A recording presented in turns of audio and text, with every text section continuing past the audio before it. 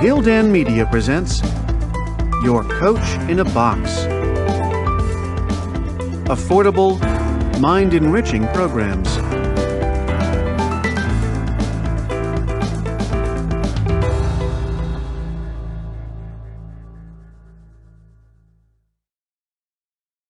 Gildan Media presents Ikigai, The Japanese Secret to a Long and Happy Life, written by Hector Garcia and Francesc Miralles, translated by Heather Cleary, read by Walter Dixon. Prologue. Ikigai, a mysterious word. This audiobook first came into being on a rainy night in Tokyo, when its authors sat down together for the first time in one of the city's tiny bars. We had each read each other's work, but had never met, thanks to the thousands of miles that separate Barcelona from the capital of Japan. Then a mutual acquaintance put us in touch, launching a friendship that led to this project and seems destined to last a lifetime.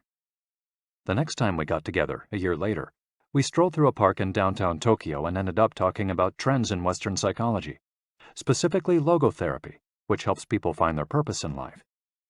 We remarked that Viktor Frankl's logotherapy had gone out of fashion among practicing therapists, who favored other schools of psychology, though people still search for meaning in what they do and how they live. We ask ourselves things like, what is the meaning of my life? Is the point just to live longer, or should I seek a higher purpose? Why do some people know what they want and have a passion for life, while others languish in confusion? At some point in our conversation, the mysterious word Ikigai came up. This Japanese concept, which translates roughly as the happiness of always being busy, is like logotherapy, but it goes a step beyond. It also seems to be one way of explaining the extraordinary longevity of the Japanese, especially on the island of Okinawa, where there are 24.55 people over the age of 100 for every 100,000 inhabitants, far more than the global average. Those who study why the inhabitants of this island in the south of Japan live longer than people anywhere else in the world believe that one of the keys, in addition to a healthful diet, a simple life in the outdoors, green tea, and the subtropical climate, its average temperature is like that of Hawaii, is the Ikigai that shapes their lives. While researching this concept, we discovered that not a single book in the fields of psychology or personal development is dedicated to bringing this philosophy to the West. Is Ikigai the reason there are more centenarians in Okinawa than anywhere else? How does it inspire people to stay active until the very end? What is the secret to a long and happy life? As we explored the matter further, we discovered that one place in particular, Ogimi, a rural town on the north end of the island with a population of 3,000, boasts the highest life expectancy in the world, a fact that has earned it the nickname of the Village of Longevity. Okinawa is where most of Japan's shikuwasa, a lime-like fruit that packs an extraordinary antioxidant punch, comes from. Could that be Ogimi's secret to long life? Or is it the purity of the water used to brew its moringa tea? We decided to go study the secrets of the Japanese centenarians in person. After a year of preliminary research, we arrived in the village, where residents speak an ancient dialect and practice an animist religion that features long-haired forest sprites called bunagaya, with our cameras and recording devices in hand.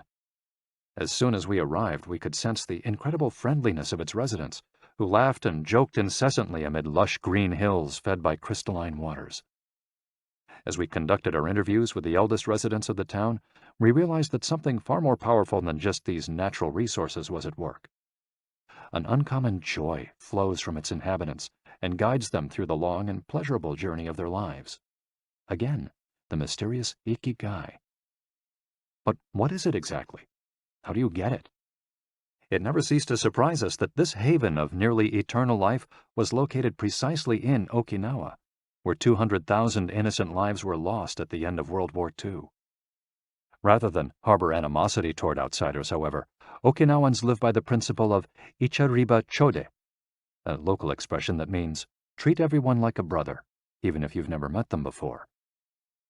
It turns out that one of the secrets to happiness of Ogimi's residents is feeling like part of a community. From an early age, they practice yui ma'aru, or teamwork, and so are used to helping one another. Nurturing friendships, eating light, getting enough rest, and doing regular, moderate exercise are all part of the equation of good health. But at the heart of the joie de vivre that inspires these centenarians to keep celebrating birthdays and cherishing each new day is their Ikigai. The purpose of this audiobook is to bring the secrets of Japan's centenarians to you and give you the tools to find your own Ikigai, because those who discover their Ikigai have everything they need for a long and joyful journey through life. Happy travels. Hector Garcia and Francesc Miralles. Chapter 1. Ikigai, the art of staying young while growing old. What is your reason for being? According to the Japanese, everyone has an Ikigai, what a French philosopher might call a raison d'être. Some people have found their Ikigai, while others are still looking, though they carry it within them. Our Ikigai is hidden deep inside each of us, and finding it requires a patient search. According to those born on Okinawa, the island with the most centenarians in the world, our Ikigai is the reason we get up in the morning.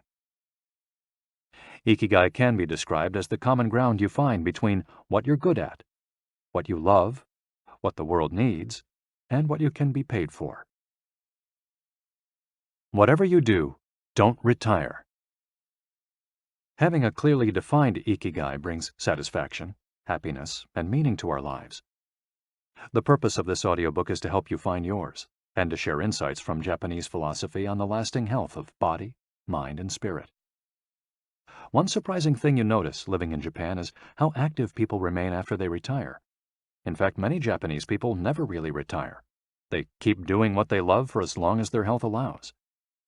There is, in fact, no word in Japanese that means retire in the sense of leaving the workforce for good, as in English. According to Dan Buettner, a National Geographic reporter who knows the country well, having a purpose in life is so important in Japanese culture that our idea of retirement simply doesn't exist there. The island of almost eternal youth.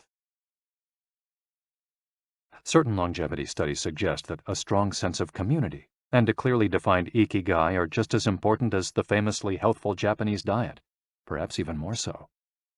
Recent medical studies of centenarians from Okinawa and other so-called blue zones, the geographic regions where people live longest, provide a number of interesting facts about these extraordinary human beings. Not only do they live much longer than the rest of the world's population, they also suffer from fewer chronic illnesses, such as cancer and heart disease. Inflammatory disorders are also less common.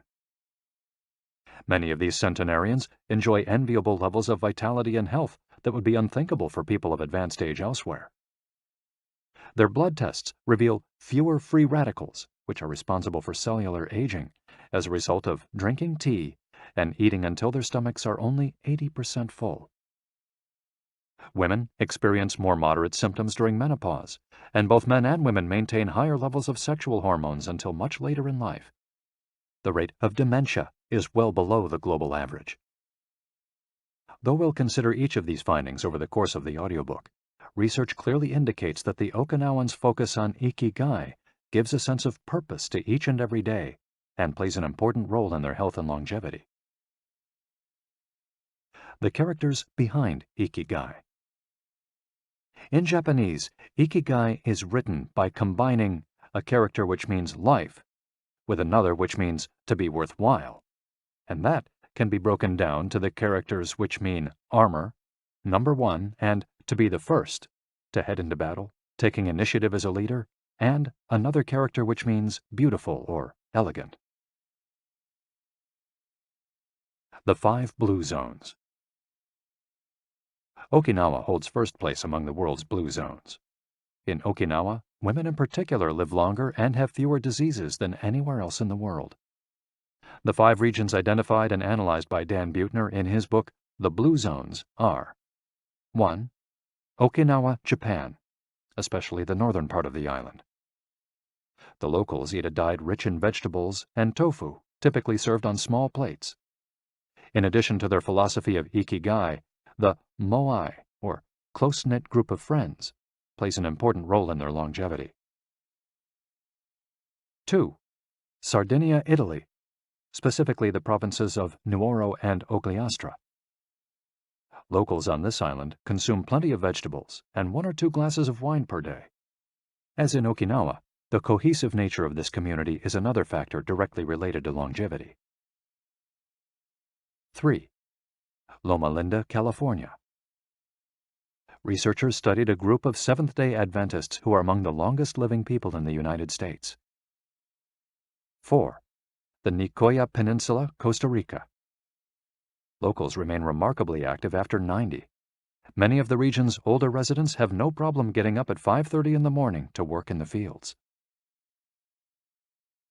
5. Ikaria, Greece. 1 of every 3 inhabitants of this island near the coast of Turkey is over 90 years old, compared to less than 1% of the population of the United States, a fact that has earned it the nickname of the Island of Long Life. The local secret seems to be a lifestyle that dates back to 500 BC. In the following chapters, we'll examine several factors that seem to be the keys to longevity and are found across the blue zones, paying special attention to Okinawa and its so-called Village of Longevity. First, however, it's worth pointing out that 3 of these regions are islands, where resources can be scarce and communities have to help one another. For many, helping others might be an ikigai strong enough to keep them alive. According to scientists who have studied the 5 blue zones, the keys to longevity are diet, exercise, finding a purpose in life, an ikigai, and forming strong social ties, that is, having a broad circle of friends and good family relations. Members of these communities manage their time well in order to reduce stress, consume little meat or processed foods, and drink alcohol in moderation. They don't do strenuous exercise, but they do move every day, taking walks and working in their vegetable gardens. People in the blue zones would rather walk than drive. Gardening, which involves daily, low-intensity movement, is a practice almost all of them have in common. The 80% secret. One of the most common sayings in Japan is harahachi-bu, which is repeated before or after eating and means something like, fill your belly to 80%. Ancient wisdom advises against eating until we are full. This is why Okinawans stop eating when they feel their stomachs reach 80% of their capacity, rather than overeating and wearing down their bodies with long digestive processes that accelerate cellular oxidation. Of course, there's no way to know objectively if your stomach is at 80% capacity. The lesson to learn from this saying is that we should stop eating when we're starting to feel full. The extra side dish, the snack we eat when we know in our hearts we don't really need it, the apple pie after lunch, all these will give us pleasure in the short term, but not having them will make us happier in the long term. The way food is served is also important. By presenting their meals on many small plates, the Japanese tend to eat less. A typical meal in a restaurant in Japan is served in 5 plates on a tray, 4 of them very small, and the main dish slightly bigger. Having 5 plates in front of you makes it seem like you're going to eat a lot, but what happens most of the time is that you end up feeling slightly hungry. This is one of the reasons why Westerners in Japan typically lose weight and stay trim. Recent studies by nutritionists reveal that Okinawans consume a daily average of 1,800 to 1,900 calories, compared to 2,200 to 3,300 in the United States, and have a body mass index between 18 and 22, compared to 26 or 27 in the United States. The Okinawan diet is rich in tofu, sweet potatoes, fish 3 times per week, and vegetables, roughly 11 ounces per day. In the chapter dedicated to nutrition, we'll see which healthy, antioxidant-rich foods are included in this 80%. Moai, connected for life. It is customary in Okinawa to form close bonds within local communities. A moai is an informal group of people with common interests who look out for one another. For many, serving the community becomes part of their ikigai. The moai has its origins in hard times, when farmers would get together to share best practices and help one another cope with meager harvests. Members of a moai make a set monthly contribution to the group. This payment allows them to participate in meetings, dinners, games of go and shogi, Japanese chess, or whatever hobby they have in common. The funds collected by the group are used for activities, but if there's money left over, one member, decided on a rotating basis, receives a set amount from the surplus. In this way, being part of a moai helps maintain emotional and financial stability. If a member of a moai is in financial trouble, he or she can get an advance from the group's savings. While the details of each moai's accounting practices vary according to the group and its economic means, the feeling of belonging and support gives the individual a sense of security and helps increase life expectancy. Following this brief introduction to the topics covered in this audiobook, we look at a few causes of premature aging in modern life, and then explore different factors related to Ikigai. Chapter 2. Anti-Aging Secrets. Little things that add up to a long and happy life. Aging's escape velocity and the rabbit.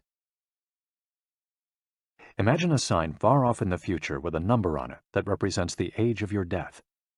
Every year that you live, you advance closer to the sign. When you reach the sign, you die. Now, imagine a rabbit holding the sign and walking to the future. Every year that you live, the rabbit is half a year as far away. After a while, you will reach the rabbit and die. But what if the rabbit could walk at a pace of 1 year for every year of your life? You would never be able to catch the rabbit, and therefore you would never die. The speed at which the rabbit walks to the future is our technology.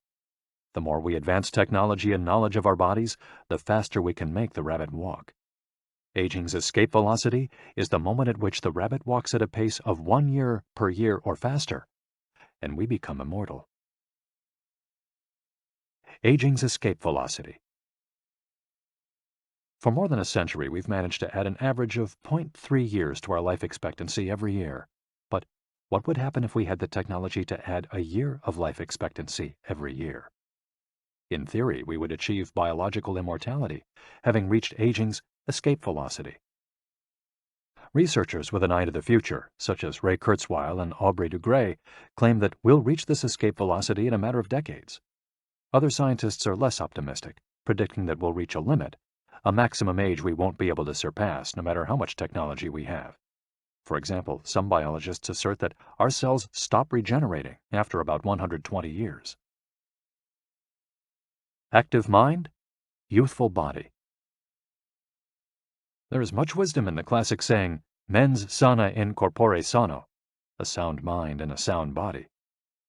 It reminds us that both mind and body are important, and that the health of one is connected to that of the other. It's been shown that maintaining an active, adaptable mind is one of the key factors in staying young. Having a youthful mind also drives you toward a healthy lifestyle that will slow the aging process. Just as a lack of physical exercise has negative effects on our bodies and mood, a lack of mental exercise is bad for us because it causes our neurons and neural connections to deteriorate, and as a result, reduces our ability to react to our surroundings. This is why it's so important to give your brain a workout. One pioneer in advocating for mental exercise is the Israeli neuroscientist Shlomo Bresnitz, who argues that the brain needs a lot of stimulation in order to stay in shape. As he stated in an interview with Edward Punset for the Spanish television program Redis, there is a tension between what is good for someone and what they want to do. This is because people, especially older people, like to do things as they've always done them. The problem is that when the brain develops ingrained habits, it doesn't need to think anymore. Things get done quickly and efficiently on automatic pilot, often in a very advantageous way. This creates a tendency to stick to routines, and the only way of breaking these is to confront the brain with new information. Presented with new information, the brain creates new connections and is revitalized.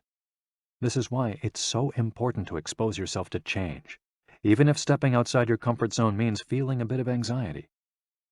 The effects of mental training have been scientifically demonstrated.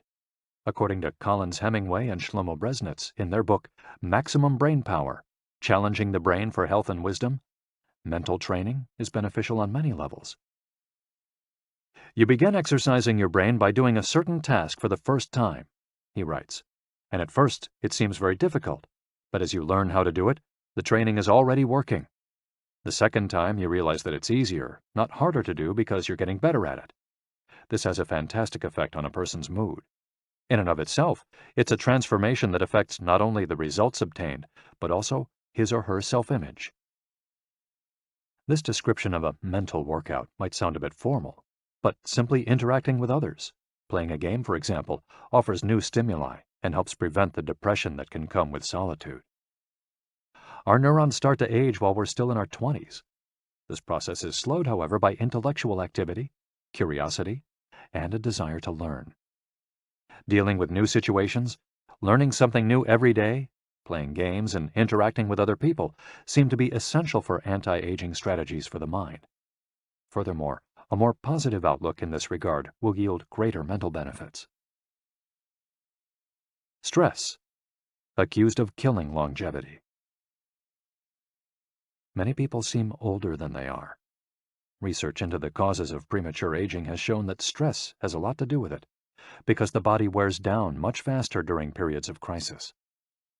The American Institute of Stress investigated this degenerative process and concluded that most health problems are caused by stress. Researchers at the Heidelberg University Hospital conducted a study in which they subjected a young doctor to a job interview, which they made even more stressful by forcing him to solve complex math problems for 30 minutes. Afterward, they took a blood sample. What they discovered was that his antibodies had reacted to stress the same way they react to pathogens, activating the proteins that trigger an immune response. The problem is that this response not only neutralizes harmful agents, it also damages healthy cells, leading them to age prematurely. The University of California conducted a similar study, taking data and samples from 39 women who had high levels of stress due to the illness of one of their children, and comparing them to samples from women with healthy children and low levels of stress. They found that stress promotes cellular aging by weakening cell structures known as telomeres, which affect cellular regeneration and how our cells age. As the study revealed, the greater the stress, the greater the degenerative effects on cells. How does stress work? These days, people live at a frantic pace and in a nearly constant state of competition.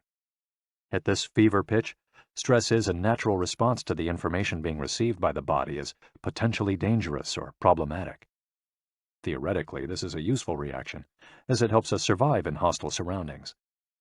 Over the course of our evolution, we have used this response to deal with difficult situations and to flee from predators. The alarm that goes off in our head makes our neurons activate the pituitary gland, which produces hormones that release corticotropin, which in turn circulates through the body via the sympathetic nervous system. The adrenal gland is then triggered to release adrenaline and cortisol.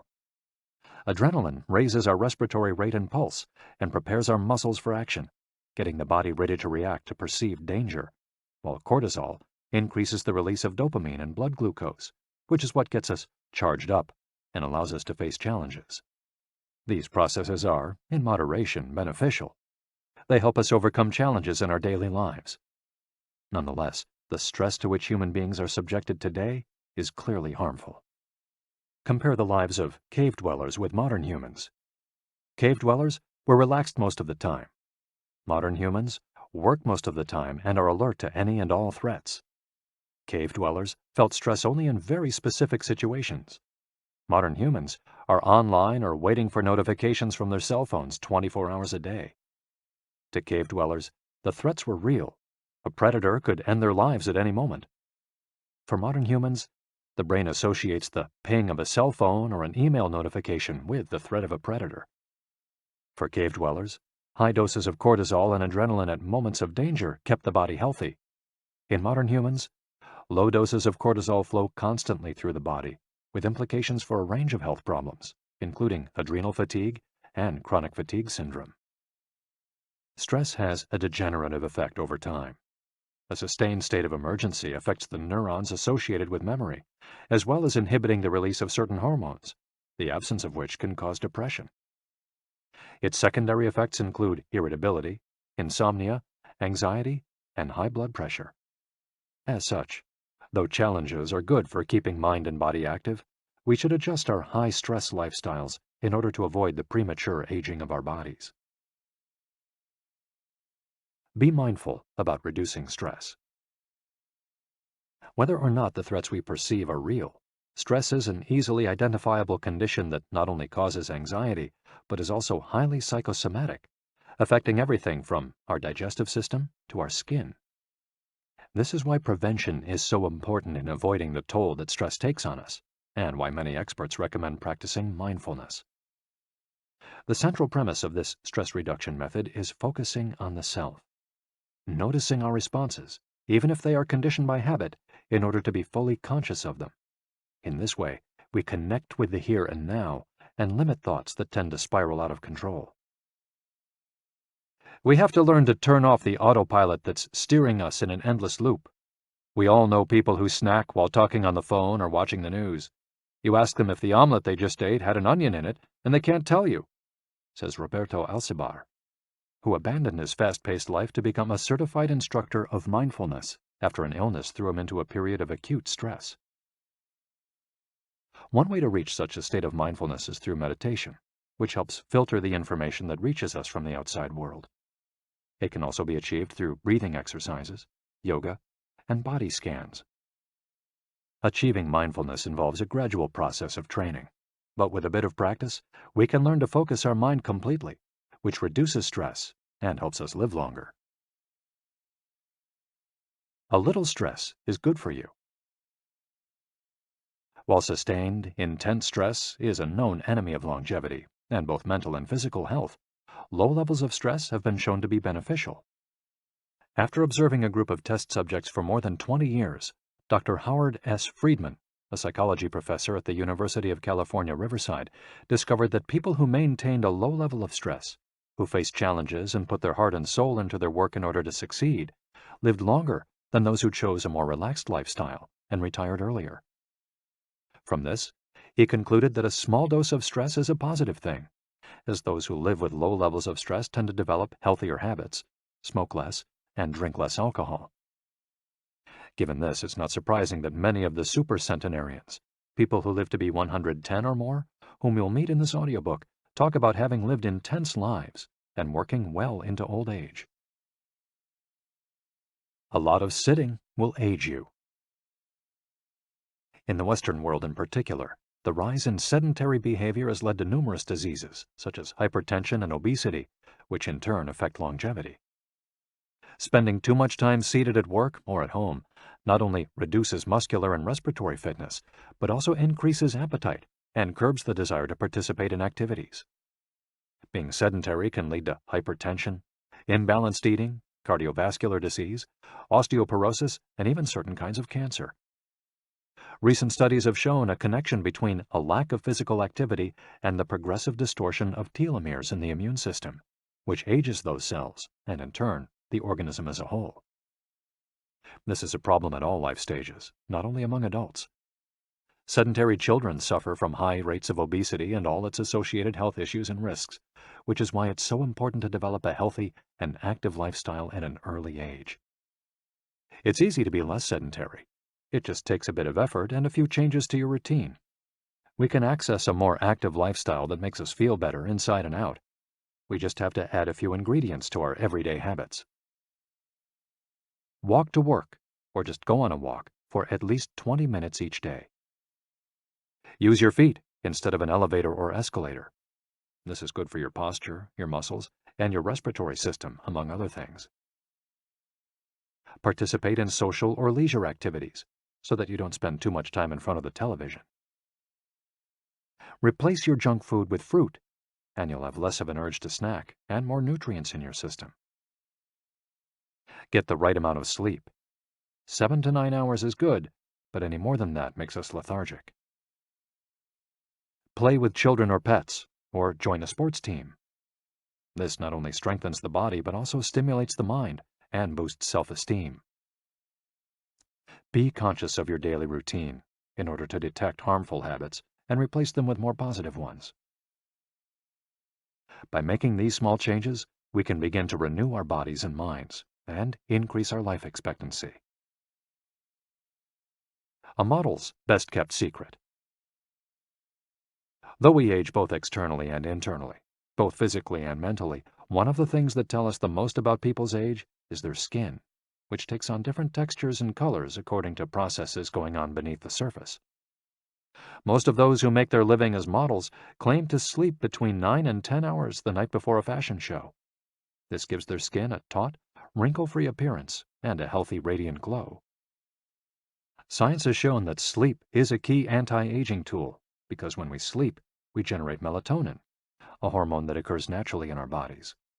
The pineal gland produces it from the neurotransmitter serotonin, according to our diurnal and nocturnal rhythms, and it plays a role in our sleep and waking cycles. A powerful antioxidant, melatonin, helps us live longer and also offers the following benefits. It strengthens the immune system. It contains an element that protects against cancer. It promotes the natural production of insulin. It slows the onset of Alzheimer's disease. It helps prevent osteoporosis and fight heart disease. For all these reasons, melatonin is a great ally in preserving youth. It should be noted, however, that melatonin production decreases after age 30. We can compensate for this by eating a balanced diet and getting more calcium, soaking up a moderate amount of sun each day, getting enough sleep, avoiding stress, alcohol, tobacco, and caffeine, all of which make it harder to get a good night's rest, depriving us of the melatonin we need. Experts are trying to determine whether artificially stimulating production of melatonin might help slow the aging process, which would confirm the theory that we already carry the secret to longevity within us. Anti-aging attitudes. The mind has tremendous power over the body and how quickly it ages. Most doctors agree that the secret to keeping the body young is keeping the mind active, a key element of Ikigai, and not caving in when we face difficulties throughout our lives. One study, conducted at Yeshiva University, found that the people who live the longest have two dispositional traits in common: a positive attitude and a high degree of emotional awareness. In other words, those who face challenges with a positive outlook and are able to manage their emotions are already well on their way toward longevity. A stoic attitude, serenity in the face of a setback, can also help keep you young, as it lowers anxiety and stress levels and stabilizes behavior. This can be seen in the greater life expectancies of certain cultures with unhurried, deliberate lifestyles. Many centenarians and supercentenarians have similar profiles. They've had full lives that were difficult at times, but they knew how to approach these challenges with a positive attitude and not be overwhelmed by the obstacles they faced. Alexander Imich, who in 2014 became the world's oldest living man at age 111, knew he had good genes, but understood that other factors contributed too.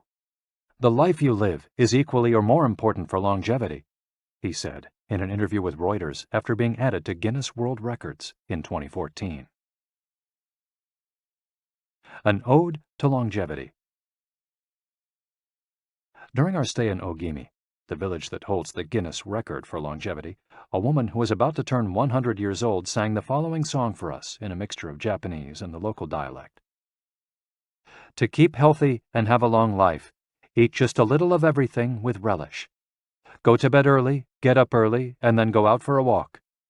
We live each day with serenity, and we enjoy the journey. To keep healthy and have a long life, we get on well with all our friends. Spring, summer, fall, winter, we happily enjoy all the seasons. The secret is not to get distracted by how old the fingers are, from the fingers to the head and back once again. If you keep moving with your fingers working, 100 years will come to you." We can now use our fingers to play the next chapter, where we'll look at the close relationship between longevity and discovering our life's mission. Chapter 3. From Logotherapy to Ikigai. How to live longer and better by finding your purpose. What is logotherapy? A colleague once asked Viktor Frankl to define his school of psychology in a single phrase, to which Frankl replied, "Well, in logotherapy, the patient sits up straight and has to listen to things that are, on occasion, hard to hear." The colleague had just described psychoanalysis to him in the following terms. "In psychoanalysis, the patient lies down on a couch and tells you things that are, on occasion, hard to say." Frankl explains that one of the first questions he would ask his patients was, "Why do you not commit suicide?" Usually the patient found good reasons not to and was able to carry on. What then does logotherapy do? The answer is pretty clear. It helps you find reasons to live. Logotherapy pushes patients to consciously discover their life's purpose in order to confront their neuroses. Their quest to fulfill their destiny then motivates them to press forward, breaking the mental chains of the past and overcoming whatever obstacles they encounter along the way. Something to live for. A study conducted by Frankl in his Vienna clinic found that among both patients and personnel, around 80% believed that human beings needed a reason for living, and around 60% felt they had someone or something in their lives worth dying for. The search for meaning. The search for purpose became a personal driving force that allowed Frankl to achieve his goals. The process of logotherapy can be summarized in these 5 steps. 1. A person feels empty, frustrated, or anxious. 2. The therapist shows him that what he is feeling is the desire to have a meaningful life. 3. The patient discovers his life's purpose at that particular point in time. 4. Of his own free will, the patient decides to accept or reject that destiny. 5.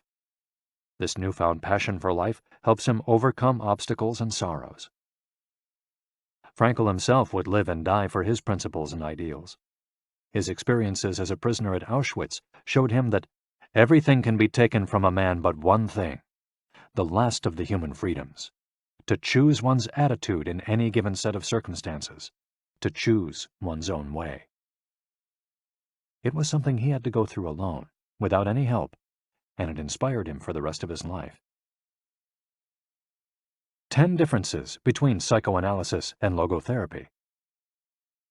Psychoanalysis: the patient reclines on a couch like a patient. Logotherapy: the patient sits facing the therapist, who guides him or her without passing judgment. Psychoanalysis is retrospective, it looks to the past. Logotherapy looks toward the future. Psychoanalysis is introspective, it analyzes neuroses. Logotherapy does not delve into the patient's neuroses. In psychoanalysis, the drive is toward pleasure. In logotherapy, the drive is toward purpose and meaning. Psychoanalysis centers on psychology. Logotherapy includes a spiritual dimension. Psychoanalysis works on psychogenic neuroses. Logotherapy also works on noogenic or existential neuroses. Psychoanalysis analyzes the unconscious origin of conflicts, instinctual dimension. Logotherapy deals with conflicts when and where they arise, spiritual dimension. Psychoanalysis limits itself to the patient's instincts.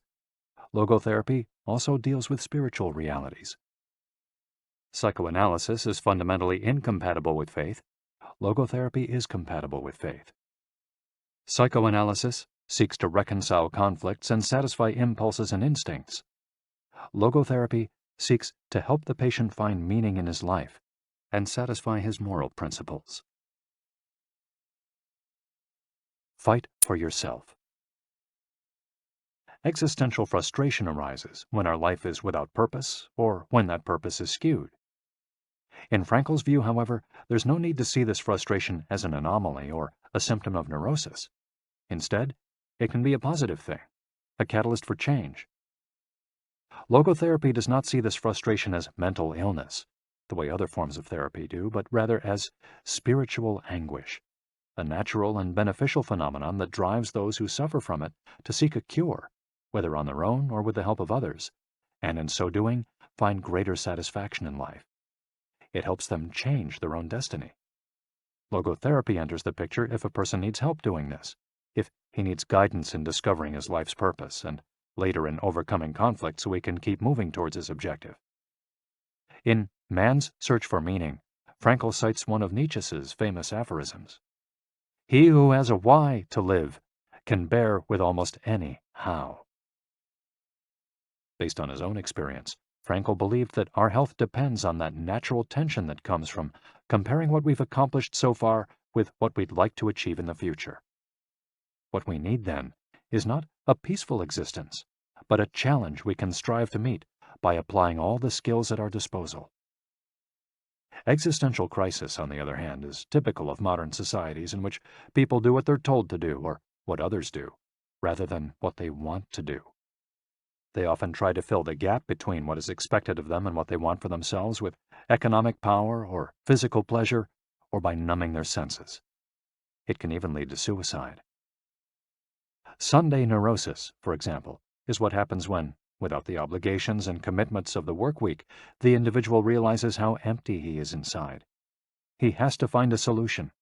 Above all, he has to find his purpose, his reason for getting out of bed, his Ikigai. I feel empty inside. In a study conducted at the Vienna Polyclinic Hospital, Frankel's team found that 55% of the patients they interviewed were experiencing some degree of existential crisis.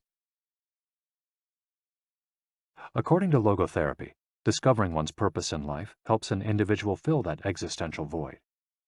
Frankel, a man who faced his problems and turned his objectives into actions, could look back on his life in peace as he grew old. He did not have to envy those still enjoying their youth, because he had amassed a broad set of experiences that showed he had lived for something. Better living through logotherapy. A few key ideas. We don't create the meaning of our life, as Sartre claimed. We discover it. We each have a unique reason for being, which can be adjusted or transformed many times over the years. Just as worry often brings about precisely the thing that was feared, excessive attention to a desire, or hyperintention, can keep that desire from being fulfilled. Humor can help break negative cycles and reduce anxiety. We all have the capacity to do noble or terrible things. The side of the equation we end up on depends on our decisions, not on the condition in which we find ourselves. In the following case studies, we'll look at 4 cases from Frankel's own practice in order to better understand the search for meaning and purpose. Case study: Viktor Frankl. In German concentration camps, as in those that would later be built in Japan and Korea, psychiatrists confirmed that the prisoners with the greatest chance of survival were those who had things they wanted to accomplish outside the camp, those who felt a strong need to get out of there alive. This was true of Frankl, who, after being released and successfully developing the school of logotherapy, realized he had been the first patient of his own practice. Frankl had a goal to achieve, and it made him persevere. He arrived at Auschwitz carrying a manuscript that contained all the theories and research he compiled over the course of his career, ready for publication. When it was confiscated, he felt compelled to write it all over again. And that need drove him, and gave his life meaning amid the constant horror and doubt of the concentration camp. So much so that over the years, and especially when he fell ill with typhus, he would jot down fragments and key words from the lost work on any scrap of paper he found. Case study: The American Diplomat. An important North American diplomat went to Frankl to pick up where he left off with a course of treatment he had started 5 years earlier in the United States. When Frankl asked him why he had started therapy in the first place, the diplomat answered that he hated his job and his country's international policies, which he had to follow and enforce. His American psychoanalyst, whom he had been seeing for years, insisted he make peace with his father so that his government and his job, both representations of the paternal figure, would seem less disagreeable. Frankl, however, showed him in just a few sessions that his frustration was due to the fact that he wanted to pursue a different career, and the diplomat concluded his treatment with that idea in mind. 5 years later, the former diplomat informed Frankl that he had been working during that time in a different profession, and that he was happy. In Frankl's view, the man not only didn't need all those years of psychoanalysis, he also couldn't even really be considered a patient in need of therapy. He was simply someone in search of a new life's purpose. As soon as he found it, his life took on deeper meaning. Case study: The Suicidal Mother. The mother of a boy who had died at age 11 was admitted to Frankl's clinic after she tried to kill herself and her other son. It was this other son, paralyzed since birth, who kept her from carrying out her plan. He did believe his life had a purpose, and if his mother killed them both, it would keep him from achieving his goals. The woman shared her story in a group session. To help her, Frankel asked another woman to imagine a hypothetical situation in which she lay on her deathbed, old and wealthy, but childless. The woman insisted that, in that case, she would have felt her life had been a failure. When the suicidal mother was asked to perform the same exercise, imagining herself on her deathbed, she looked back and realized that she had done everything in her power for her children, for both of them. She had given her paralyzed son a good life, and he had turned into a kind, reasonably happy person. To this she added, crying, "As for myself, I can look back peacefully on my life, for I can say my life was full of meaning, and I have tried hard to live it fully. I have done my best. I have done my best for my son.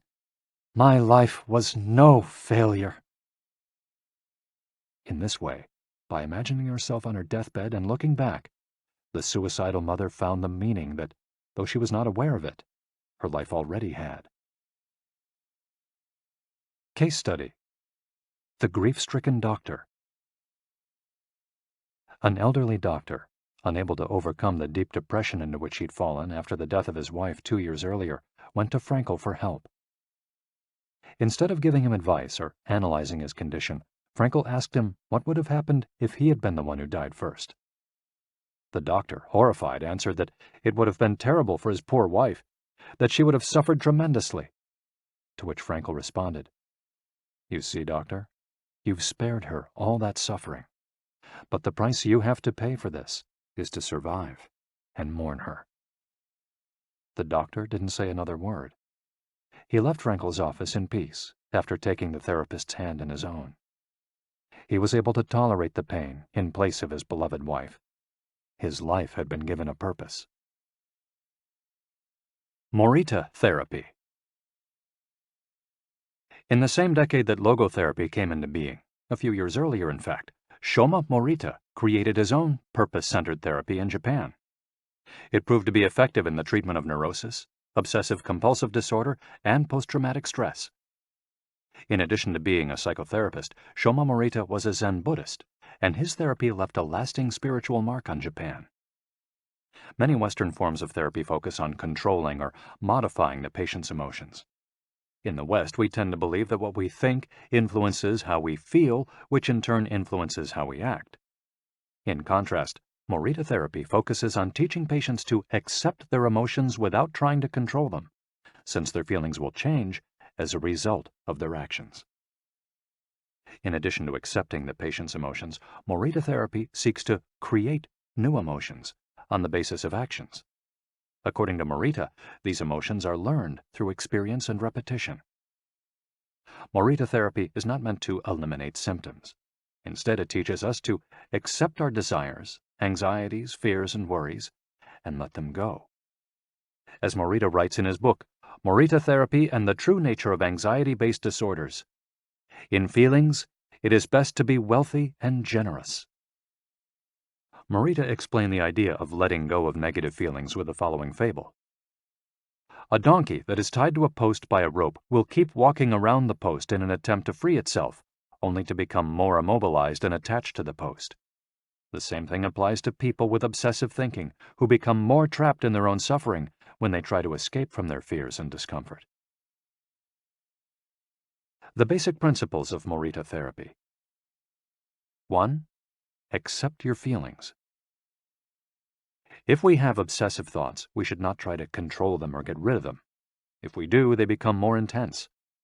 Regarding human emotions, the Zen master would say, if we try to get rid of one wave with another, we end up with an infinite sea.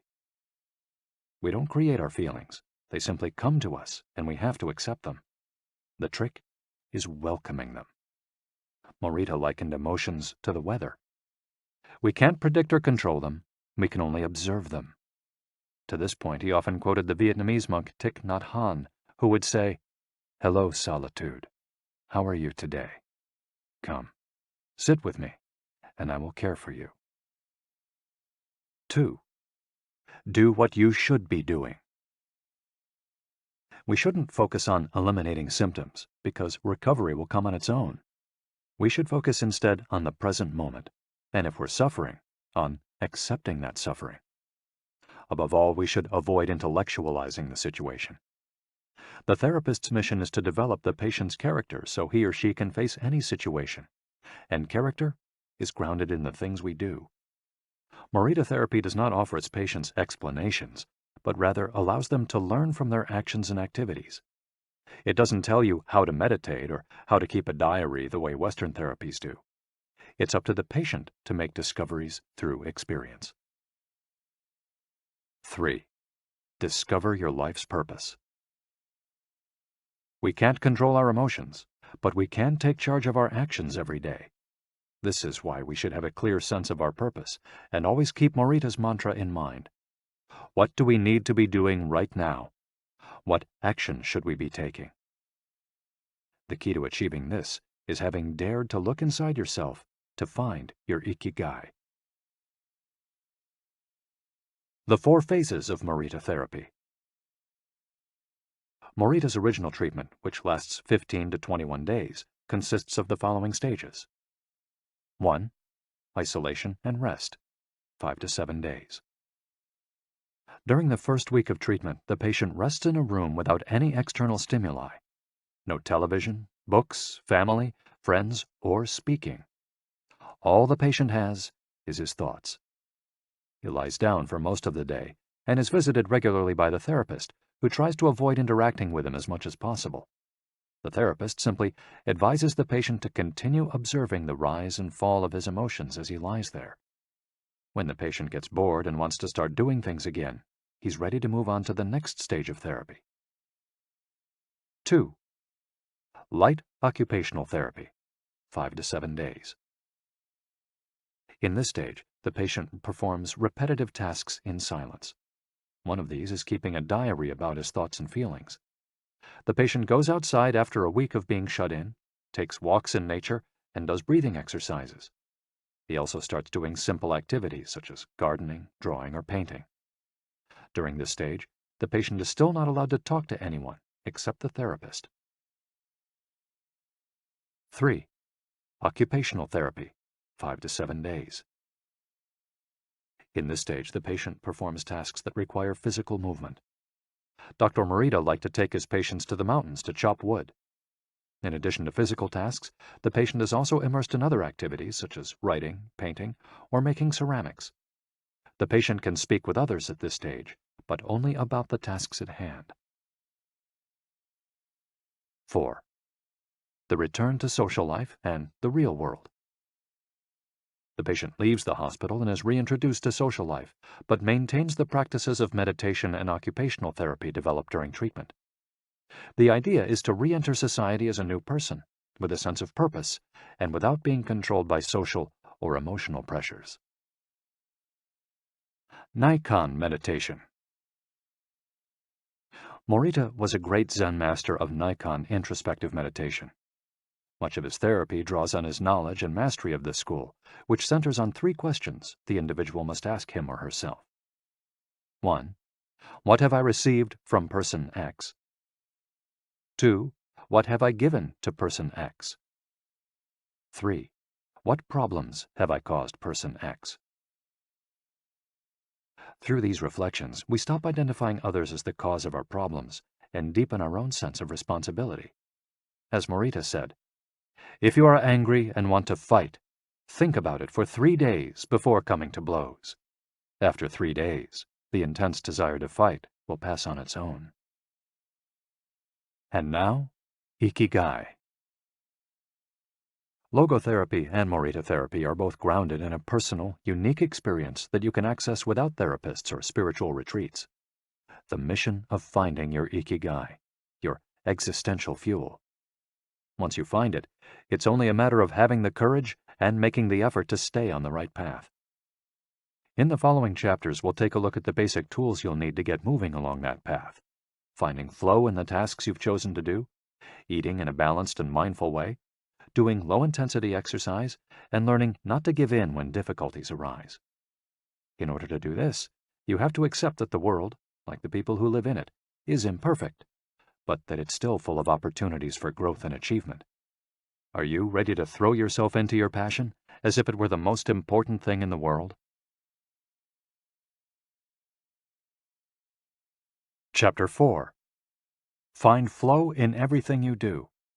How to turn work and free time into spaces for growth. We are what we repeatedly do. Excellence, then, is not an act, but a habit. Aristotle. Going with the flow. Imagine you're skiing down one of your favorite slopes. Powdery snow flies up on both sides of you like white sand. Conditions are perfect. You are entirely focused on skiing as well as you can. You know exactly how to move at each moment. There is no future, no past, there is only the present. You feel the snow, your skis, your body, and your consciousness united as a single entity. You are completely immersed in the experience, not thinking about or distracted by anything else. Your ego dissolves, and you become part of what you're doing. This is the kind of experience Bruce Lee described with his famous, "Be water, my friend."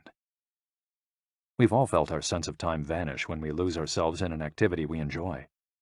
We start cooking, and before we know it, several hours have passed. We spend an afternoon with a book and forget about the world going by until we notice the sunset and realize we haven't eaten dinner.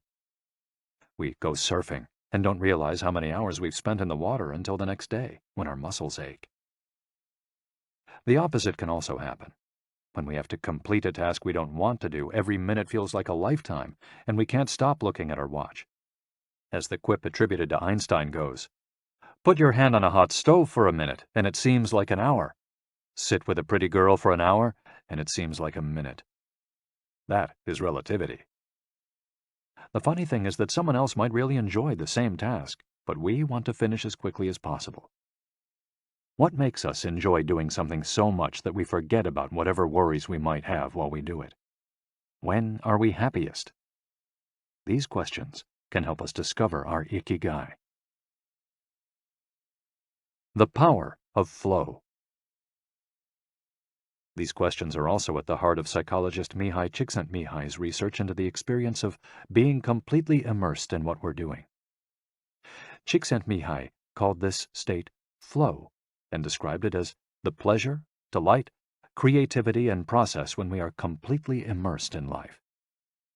There is no magic recipe for finding happiness, for living according to your Ikigai, but one key ingredient is the ability to reach this state of flow, and, through this state, have an optimal experience.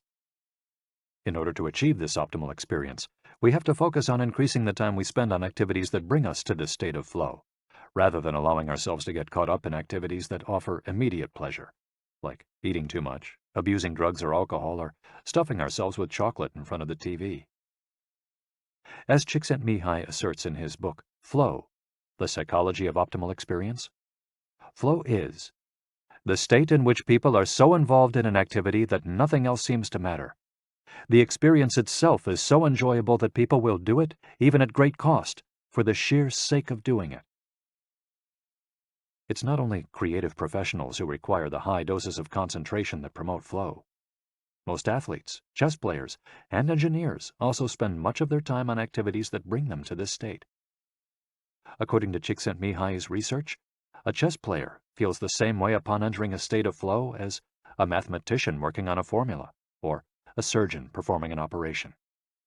A professor of psychology, Csikszentmihalyi analyzed data from people around the world and discovered that flow is the same among individuals of all ages and cultures.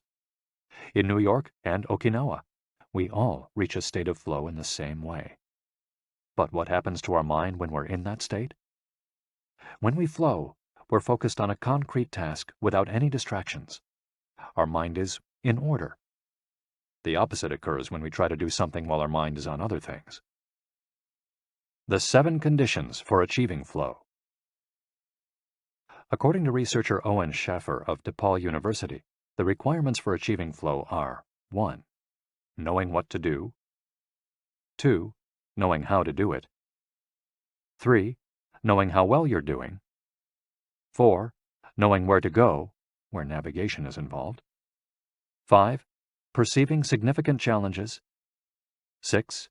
Perceiving significant skills. 7. Being free from distractions.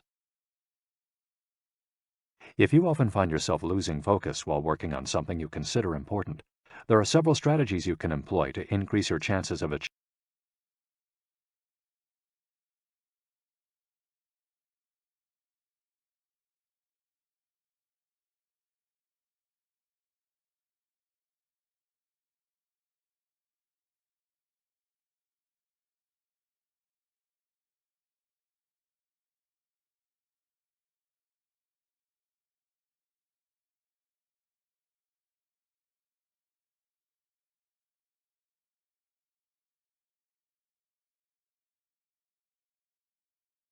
Strategy number 1.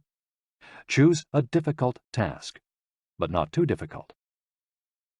Schaffer's model encourages us to take on tasks that we have a chance of completing, but that are slightly outside our comfort zone.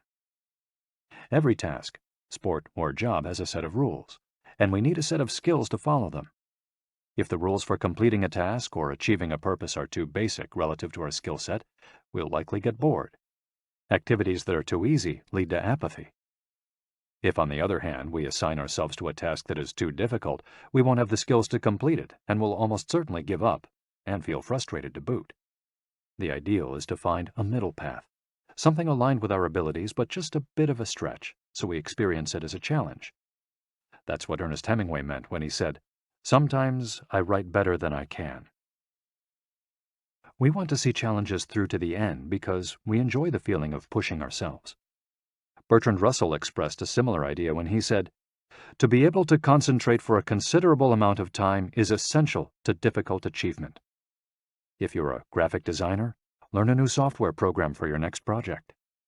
If you're a programmer, use a new programming language. If you're a dancer, try to incorporate into your next routine a movement that has seemed impossible for years. Add a little something extra, something that takes you out of your comfort zone. Even doing something as simple as reading means following certain rules, having certain abilities and knowledge. If we set out to read a book on quantum mechanics for specialists in physics without being specialists in physics ourselves, we'll probably give up after a few minutes. On the other end of the spectrum, if we already know everything a book has to tell us, we'll get bored right away. However, if the book is appropriate to our knowledge and abilities and builds on what we already know, we'll immerse ourselves in our reading, and time will flow. This pleasure and satisfaction are evidence that we are in tune with our Ikigai. In summary, easy tasks lead to boredom, challenging tasks lead to flow, tasks beyond our abilities lead to anxiety. Strategy 2. Have a clear, concrete objective. Video games, played in moderation, board games, and sports are great ways to achieve flow because the objective tends to be very clear. Beat your rival or your own record while following a set of explicitly defined rules. Unfortunately, the objective isn't quite as clear in most situations. According to a study by Boston Consulting Group, when asked about their bosses, the #1 complaint of employees at multinational corporations is that they don't communicate the team's mission clearly, and that as a result, the employees don't know what their objectives are. What often happens, especially in big companies, is that the executives get lost in the details of obsessive planning, creating strategies to hide the fact that they don't have a clear objective. It's like heading out to sea with a map, but no destination. It's much more important to have a compass pointing to a concrete objective than to have a map. Joy Ito, director of the MIT Media Lab, encourages us to use the principle of compass over maps as a tool to navigate our world of uncertainty. In the book Whiplash, How to Survive Our Faster Future, he and Jeff Howe write, "In an increasingly unpredictable world moving ever more quickly, a detailed map may lead you deep into the woods at an unnecessarily high cost. A good compass, though, will always take you where you need to go. It doesn't mean that you should start your journey without any idea where you're going. What it does mean is understanding that while the path to your goal may not be straight, you'll finish faster and more efficiently than you would have if you had trudged along a pre-planned route." In business, the creative professions, and education alike, it's important to reflect on what we hope to achieve before starting to work, study, or make something. We should ask ourselves questions such as, what is my objective for today's session in the studio? How many words am I going to write today for the article coming out next month? What is my team's mission? How fast will I set the metronome tomorrow in order to play that sonata at an allegro tempo by the end of the week? Having a clear objective is important in achieving flow, but we also have to know how to leave it behind when we get down to business. Once the journey has begun, we should keep this objective in mind without obsessing over it. When Olympic athletes compete for a gold medal, they can't stop to think how pretty the medal is. They have to be present in the moment. They have to flow. If they lose focus for a second, thinking how proud they'll be to show the medal to their parents, they'll almost certainly commit an error at a critical moment and will not win the competition. One common example of this is writer's block. Imagine that a writer has to finish a novel in 3 months. The objective is clear. The problem is that the writer can't stop obsessing over it. Every day she wakes up thinking, I have to write that novel. And every day she sets about reading the newspaper and cleaning the house. Every evening she feels frustrated and promises she'll get to work the next day. Days, weeks, and months pass, and the writer still hasn't gotten anything down on the page, when all it would have taken was to sit down and get that first word out, then the second, to flow with the project, expressing her Ikigai. As soon as you take these first small steps, your anxiety will disappear and you'll achieve a pleasant flow in the activity you're doing. Getting back to Albert Einstein, a happy man is too satisfied with the present to dwell on the future. To summarize, a vague objective leads to confusion, time and energy wasted on meaningless tasks, and mental block. A clearly defined objective and a focus on process leads to flow. And obsessive desire to achieve a goal while ignoring process leads to a fixation on the objective rather than on getting down to business, and mental block. Strategy 3. Concentrate on a single task. This is perhaps one of the greatest obstacles we face today, with so much technology and so many distractions. We're listening to a video on YouTube while writing an email when suddenly a chat prompt pops up and we answer it. Then our smartphone vibrates in our pocket. Just as soon as we respond to that message, we're back at our computer logging onto Facebook. Pretty soon, 30 minutes have passed, and we've forgotten what the email we were writing was supposed to be about. This also happens sometimes when we put on a movie with dinner and don't realize how delicious the salmon was until we're taking the last bite. We often think that combining tasks will save us time, but scientific evidence shows that it has the opposite effect.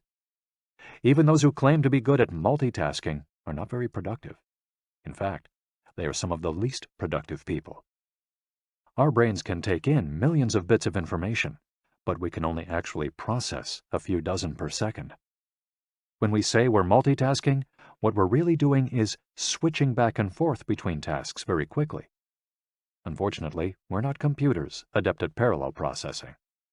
We end up spending all our energy alternating between tasks instead of focusing on doing one of them well. Concentrating on one thing at a time may be the single most important factor in achieving flow. According to Csikszentmihalyi, in order to focus on a task, we need 1. To be in a distraction-free environment, and 2. To have control over what we're doing at every moment. Technology is great if we're in control of it. It's not so great if it takes control of us. For example, if you have to write a research paper, you might sit down at your computer and use Google to look up the information you need. However, if you're not very disciplined, you might end up surfing the web instead of writing that paper. In that case, Google and the Internet will have taken over, pulling you out of your state of flow. It has been scientifically shown that if we continually ask our brains to switch back and forth between tasks, we waste time, make more mistakes, and remember less of what we've done. Several studies conducted at Stanford University by Clifford Ivar Nass describe our generation as suffering from an epidemic of multitasking. One such study analyzed the behavior of hundreds of students, dividing them into groups based on the number of things they tended to do at once. The students who were the most addicted to multitasking typically alternated among more than 4 tasks. For example, taking notes while reading a textbook listening to a podcast, answering messages on their smartphone, and sometimes checking their Twitter timeline. Each group of students was shown a screen with several red and several blue arrows. The objective of the exercise was to count the red arrows. At first, all the students answered correctly right away, without much trouble. As the number of blue arrows increased, the number of red arrows stayed the same, only their position changed, however. The students accustomed to multitasking had serious trouble counting the red arrows in the time allotted, or as quickly as the students who did not habitually multitask, for one very simple reason. They got distracted by the blue arrows. Their brains were trained to pay attention to every stimulus, regardless of its importance, while the brains of other students were trained to focus on a single task, in this case, counting the red arrows and ignoring the blue ones. Other studies indicate that working on several things at once lowers our productivity by at least 60% and our IQ by more than 10 points. One study funded by the Swedish Council for Working Life and Social Research found that a sample group of more than 4,000 young adults between the ages of 20 and 24 who were addicted to their smartphones got less sleep, felt less connected to their community at school, and were more likely to show signs of depression. In summary, concentrating on a single task makes achieving flow more likely, increases productivity, increases our power of retention, makes us less likely to make mistakes, helps us feel calm and in control of the task at hand, causes us to become more considerate as we pay full attention to those around us, and increases creativity.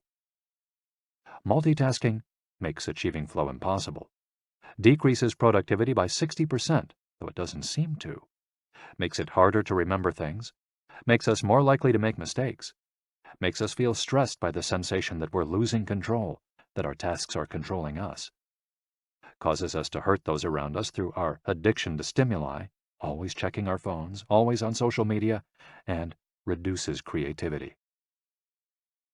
What can we do to avoid falling victim to this flow-impeding epidemic? How can we train our brains to focus on a single task? Here are a few ideas for creating a space and time free of distractions to increase our chances of reaching a state of flow, and thereby getting in touch with our Ikigai. Don't look at any kind of screen for the first hour you're awake, and the last hour before you go to sleep. Turn off your phone before you achieve flow. There is nothing more important than the task you've chosen to do during this time. If this seems too extreme, enable the Do Not Disturb function, so only the people closest to you contact you in case of emergency. Designate one day of the week, perhaps a Saturday or Sunday, a day of technical fasting, making exceptions for e-readers without Wi-Fi or MP3 players. Go to a cafe that doesn't have Wi-Fi. Read and respond to email only once or twice per day. Define those times clearly and stick to them. Try the Pomodoro technique. Get yourself a kitchen timer. Some are made to look like a pomodoro or a tomato, and commit to working on a single task as long as it's running. The Pomodoro technique recommends 25 minutes of work and 5 minutes of rest for each cycle, but you can also do 50 minutes of work and 10 minutes of rest. Find the pace that's best for you. The most important thing is to be disciplined in completing each cycle. Start your work session with a ritual you enjoy, and end it with a reward. Train your mind to return to the present when you find yourself getting distracted. Practice mindfulness or another form of meditation. Go for a walk or a swim, whatever will help you get centered again. Work in a space where you will not be distracted. If you can't do this at home, go to a library, a cafe, or, if your task involves playing the saxophone, a music studio. If you find that your surroundings continue to distract you, keep looking until you find the right place. Divide each activity into groups of related tasks and assign each group its own place and time. For example, if you're writing a magazine article, you could do research and take notes at home in the morning, write in the library in the afternoon, and edit on the couch at night. Bundle routine tasks, such as sending out invoices, making phone calls, and so on, and do them all at once. A summary of the advantages of flow versus the disadvantages of distraction. A focused mind versus a wandering mind. Living in the present versus thinking about the past and the future. Being free from worry versus having concerns about our daily life and the people around us invading our thoughts. having the hours fly by versus having every minute seem endless. With flow, we feel in control. With distraction, we lose control and fail to complete the task at hand, or other tasks or people keep us from our work. With flow, we prepare thoroughly. With distraction, we act without being prepared. With flow, we know what we should be doing at any given moment. When distracted, we frequently get stuck and don't know how to proceed. With flow, our mind is clear and overcomes all obstacles to the flow of thought. With distraction, we're plagued by doubts, concerns, and low self-esteem. With flow, it's pleasant. With distraction, it's boring and exhausting. And with flow, our ego fades. We're not the ones controlling the activity or task we're doing. The task is leading us. And with distraction, constant self-criticism. Our ego is present, and we feel frustrated. Flow in Japan. Takumis, engineers, geniuses, and otakus. What do takumis, artisans, engineers, inventors, and otakus, fans of anime and manga, have in common? They all understand the importance of flowing with their ikigai at all times. One widespread stereotype about people in Japan is that they're exceptionally dedicated and hard-working, even though some Japanese people say they look like they're working harder than they really are. There is no doubt, though, about their ability to be completely absorbed in a task, or about their perseverance when there's a problem to be solved. One of the first words one learns when starting Japanese lessons is ganbaru, which means to persevere, or to stay firm by doing one's best. Japanese people often apply themselves to even the most basic tasks with an intensity that borders on obsession. We see this in all kinds of contexts, from the retirees taking meticulous care of their rice fields in the mountains of Nagano to the college students working the weekend shift in convenience stores known as konbinis. If you go to Japan, you'll experience this attention to detail firsthand in almost every transaction. Walk into one of the stores that sell handcrafted objects in Naha, Kanazawa, or Kyoto, and you'll also discover that Japan is a treasure trove of traditional craft work. The people of Japan have a unique talent for creating new technologies while preserving artisanal traditions and techniques. The art of the takumi. Toyota employs artisans who are able to make a certain type of screw by hand. These takumi, or experts in a particular manual skill, are extremely important at Toyota, and they are hard to replace. Some of them are the only people who know how to perform their exact skill, and it doesn't seem as though a new generation is going to take up the mantle. Turntable needles are another example. They're produced almost exclusively in Japan, where you can find the last remaining people who know how to use the machinery required to make these precision needles, and who are trying to pass on their knowledge to their descendants. We met a takumi on a visit to Kumano, a small town near Hiroshima. We were there for the day, working on a photo essay for one of the most famous brands of makeup brushes in the West. The billboard welcoming visitors to Kumano shows a mascot holding a large brush. In addition to the brush factories, the town is full of little houses and vegetable gardens. Heading farther in, you can see several Shinto shrines at the base of the mountains that surround the town. We spent hours taking photos in factories full of people in orderly rows, each doing a single task, such as painting the handles of the brushes or loading boxes of them onto trucks, before we realized we still hadn't seen anyone actually putting bristles into the brush heads. After we asked about this and got the runaround several times, the president of one company agreed to show us how it was done. He led us out of the building and asked us to get into his car. After a 5-minute drive, we parked next to another, smaller structure and climbed the stairs. He opened a door, and we walked into a small room filled with windows that let in lovely natural light. In the middle of the room was a woman wearing a mask. You could see only her eyes.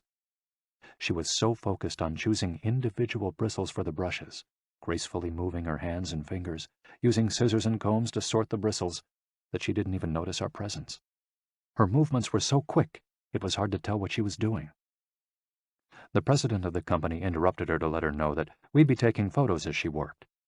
We couldn't see her mouth, but the glint in her eye and the cheerful inflection in her speech let us know she was smiling. She looked happy and proud, talking about her work and responsibilities. We had to use extremely fast shutter speeds to capture her movements. Her hands danced and flowed in concert with her tools and the bristles she was sorting. The president told us that this Takumi was one of the most important people in the company, even though she was hidden away in a separate building. Every bristle of every brush the company made passed through her hands. Steve Jobs in Japan. Apple co-founder Steve Jobs was a big fan of Japan. Not only did he visit the Sony factories in the 1980s and adopt many of their methods when he founded Apple, he was also captivated by the simplicity and quality of Japanese porcelain in Kyoto. It was not, however, an artisan from Kyoto who won Steve Jobs' devotion, but rather a Takumi from Toyama named Yokio Shakunaga, who used a technique called Echu Setoyaki, known by only a few. On a visit to Kyoto, Jobs heard of an exhibition of Shakunaga's work. He immediately understood that there was something special about Shakunaga's porcelain. As a matter of fact, he bought several cups, vases, and plates, and went back to the show 3 times that week. Jobs returned to Kyoto several times over the course of his life in search of inspiration, and ended up meeting Shakunaga in person. It is said that Jobs had many questions for him, almost all of them about the fabrication process and the type of porcelain he used. Shakunaga explained that he used white porcelain he extracted himself from mountains in the Toyama prefecture, making him the only artist of his ilk familiar with the fabrication process of porcelain objects from their origins in the mountains to their final form, an authentic Takumi.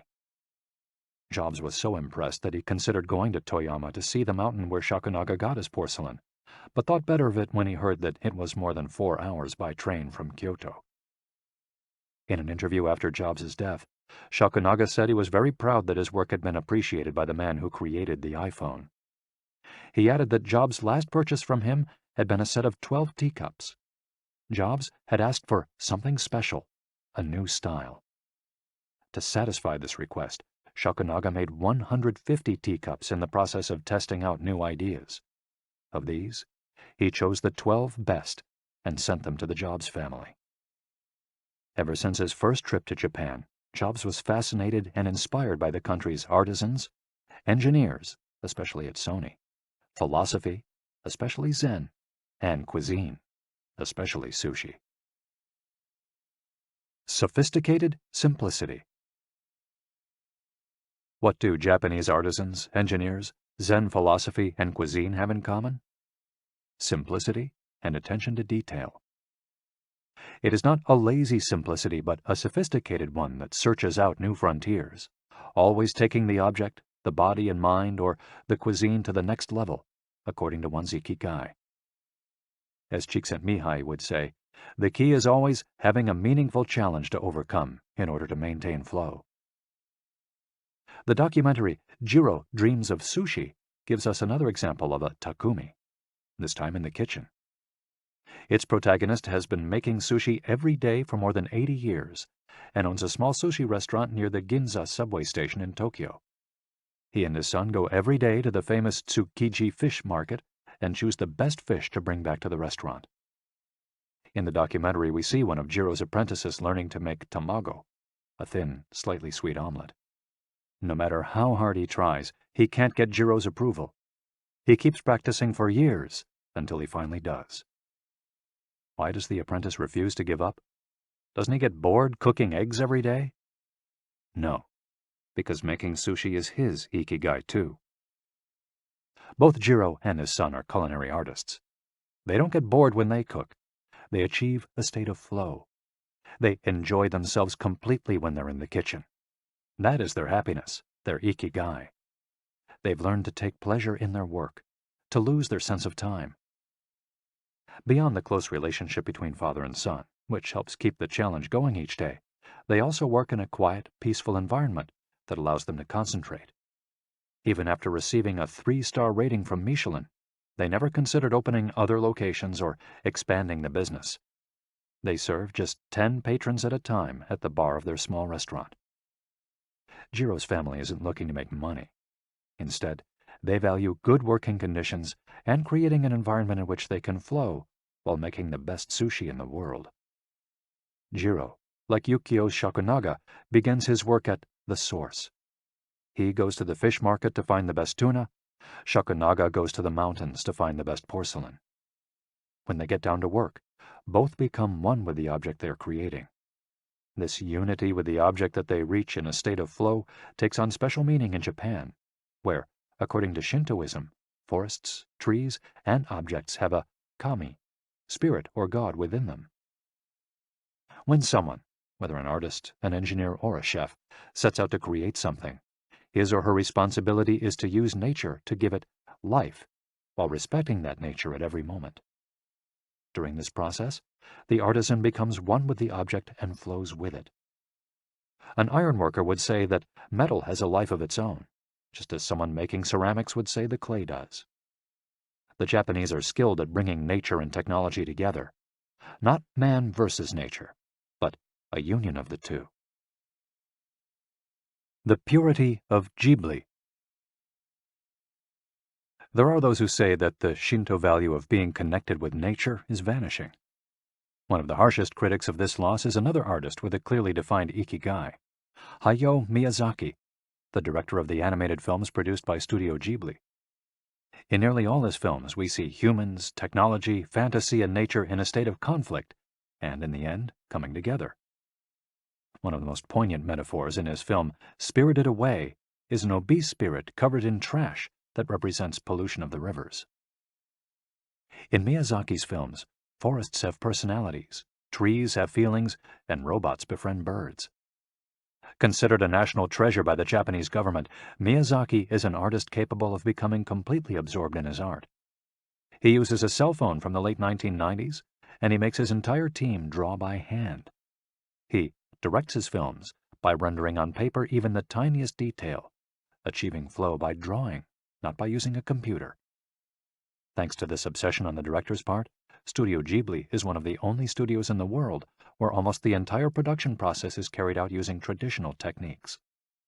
Those who have visited Studio Ghibli know that it's fairly typical on a given Sunday to see a solitary individual tucked away in a corner, hard at work.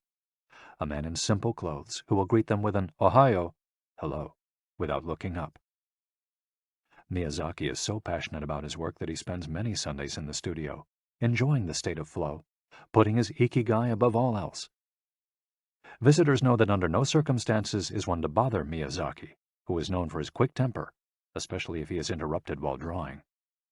In 2013, Miyazaki announced he was going to retire. To commemorate his retirement, the television station NHK made a documentary showing him in his last days at work. He is drawing in nearly every scene of the film. In one scene, several of his colleagues are seen coming out of a meeting, and there he is, drawing in a corner, paying no attention to them. In another scene, he is shown walking to work on December 30th, a national holiday in Japan, and opening the doors of Studio Ghibli so he can spend the day there, drawing alone. Miyazaki can't stop drawing. The day after his retirement, instead of going on vacation or staying at home, he went to Studio Ghibli and sat down to draw. His colleagues put on their best poker faces, not knowing what to say. 1 year later, he announced he wouldn't make any more feature films, but that he would keep on drawing until the day he died. Can someone really retire if he's passionate about what he does? The recluses. It is not only the Japanese who have this capacity. There are artists and scientists all over the world with strong, clear ikigais. They do what they love until their dying day. The last thing Einstein wrote before closing his eyes forever was a formula that attempted to unite all the forces of the universe in a single theory. When he died, he was still doing what he loved. If he hadn't been a physicist, he said, he would have been happy as a musician. When he wasn't focused on physics or mathematics, he enjoyed playing the violin. Reaching a state of flow while working on his formulas or playing music, his two ikigais, brought him endless pleasure. Many such artists might seem misanthropic or reclusive, but what they are really doing is protecting the time that brings them happiness, sometimes at the expense of other aspects of their lives. They are outliers who apply the principles of flow to their lives to an extreme. Another example of this kind of artist is the novelist Haruki Murakami. He sees only a close circle of friends and appears in public in Japan only once every few years. Artists know how important it is to protect their space, control their environment, and be free from distractions if they want to flow with their ikigai. microflow, enjoying mundane tasks. But what happens when we have to, say, do the laundry, mow the lawn, or attend to paperwork? Is there a way to make these mundane tasks enjoyable? Near the Shinjuku subway station, in one of the neural centers of Tokyo, there is a supermarket that still employs elevator operators. The elevators are fairly standard and could easily be operated by the customers, but the store prefers to provide the service of someone holding the door open for you, pushing the button for your floor, and bowing as you exit. If you ask around, you'll learn that there is one elevator operator who has been doing the same job since 2004. She is always smiling and enthusiastic about her work. How is she able to enjoy such a job? Doesn't she get bored doing something so repetitive? On closer inspection, it becomes clear that the elevator operator is not just pushing buttons, but is instead performing a whole sequence of movements. She begins by greeting the customers with a song-like salutation, followed by a bow and a welcoming wave of the hand. Then she presses the elevator button with a graceful movement, as though she is a geisha offering a client a cup of tea. Csikszentmihalyi calls this microflow. We've all been bored in a class or at a conference and started doodling to keep ourselves entertained, or whistled while painting a wall. If we're not truly being challenged, we get bored and add a layer of complexity to amuse ourselves. Our ability to turn routine tasks into moments of microflow, into something we enjoy, is key to our being happy, since we all have to do such tasks. Even Bill Gates washes the dishes every night. He says he enjoys it, that it helps him relax and clear his mind, and that he tries to do it a little better each day, following an established order or set of rules he's made for himself. Plates first, forks second, and so on. It's one of his daily moments of microflow. Richard Feynman, one of the most important physicists of all time, also took pleasure in routine tasks. W. Daniel Hillis, one of the founders of the supercomputer manufacturer Thinking Machines, hired Feynman to work on the development of a computer that could handle parallel processing when he was already world famous. He says Feynman showed up on his first day of work and said, "Okay, boss, what's my assignment?" They didn't have anything prepared, so they asked him to work on a certain mathematical problem. He immediately realized they were giving him an irrelevant task to keep him busy and said, "That sounds like a bunch of baloney. Give me something real to do." So they sent him to a nearby shop to buy office supplies, and he completed his assignment with a smile on his face.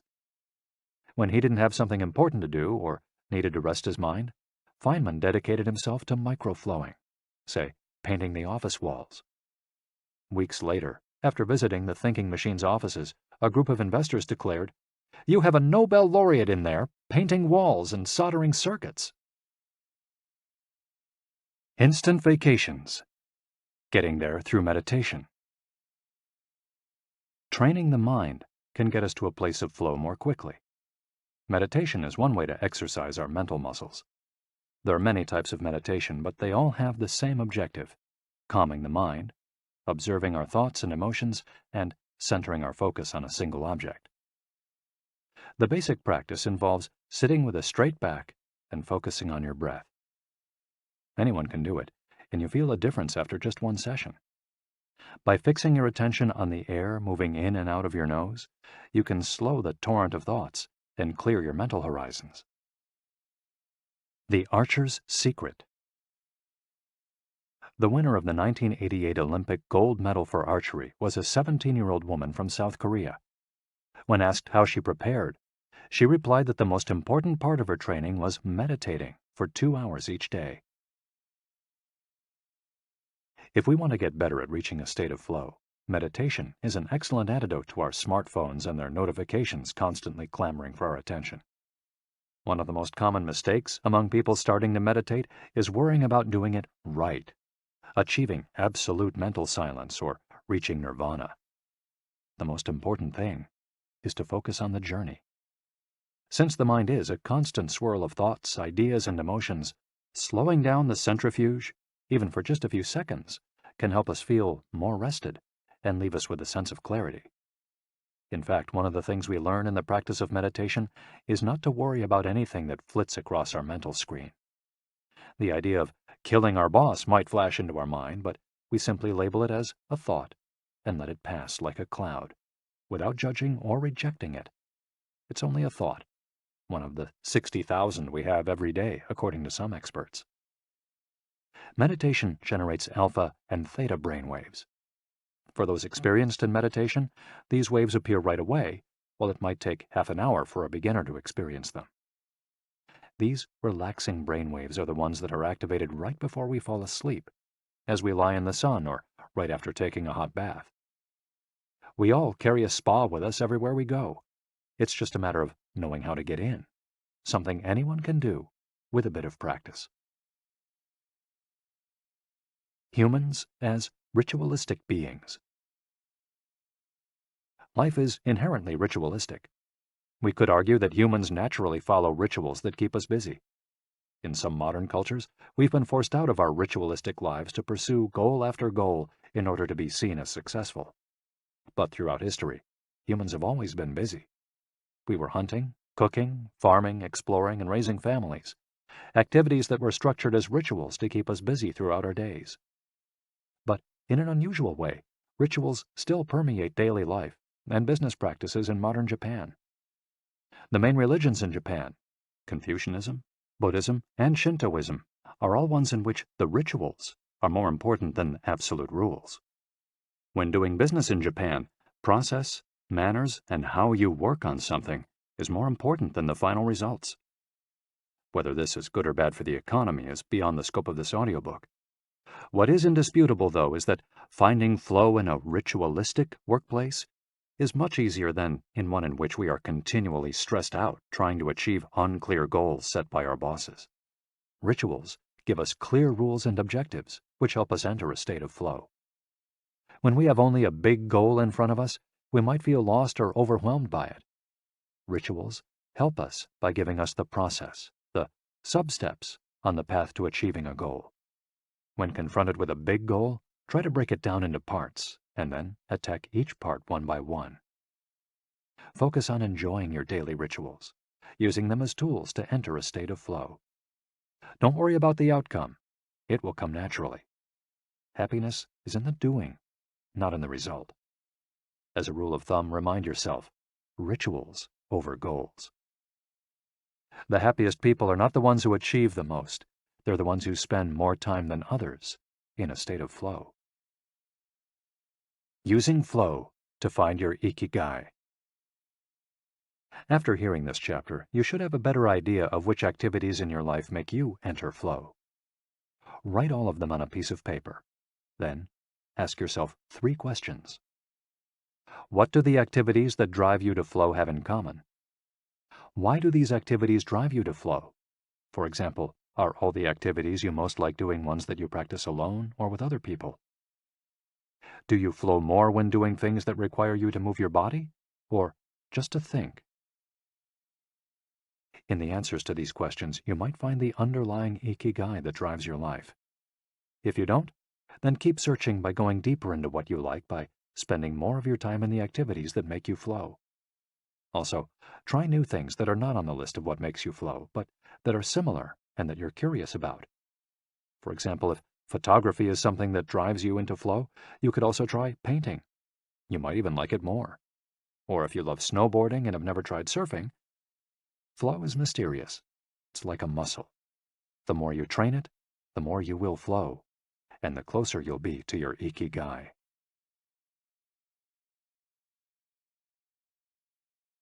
Chapter 5.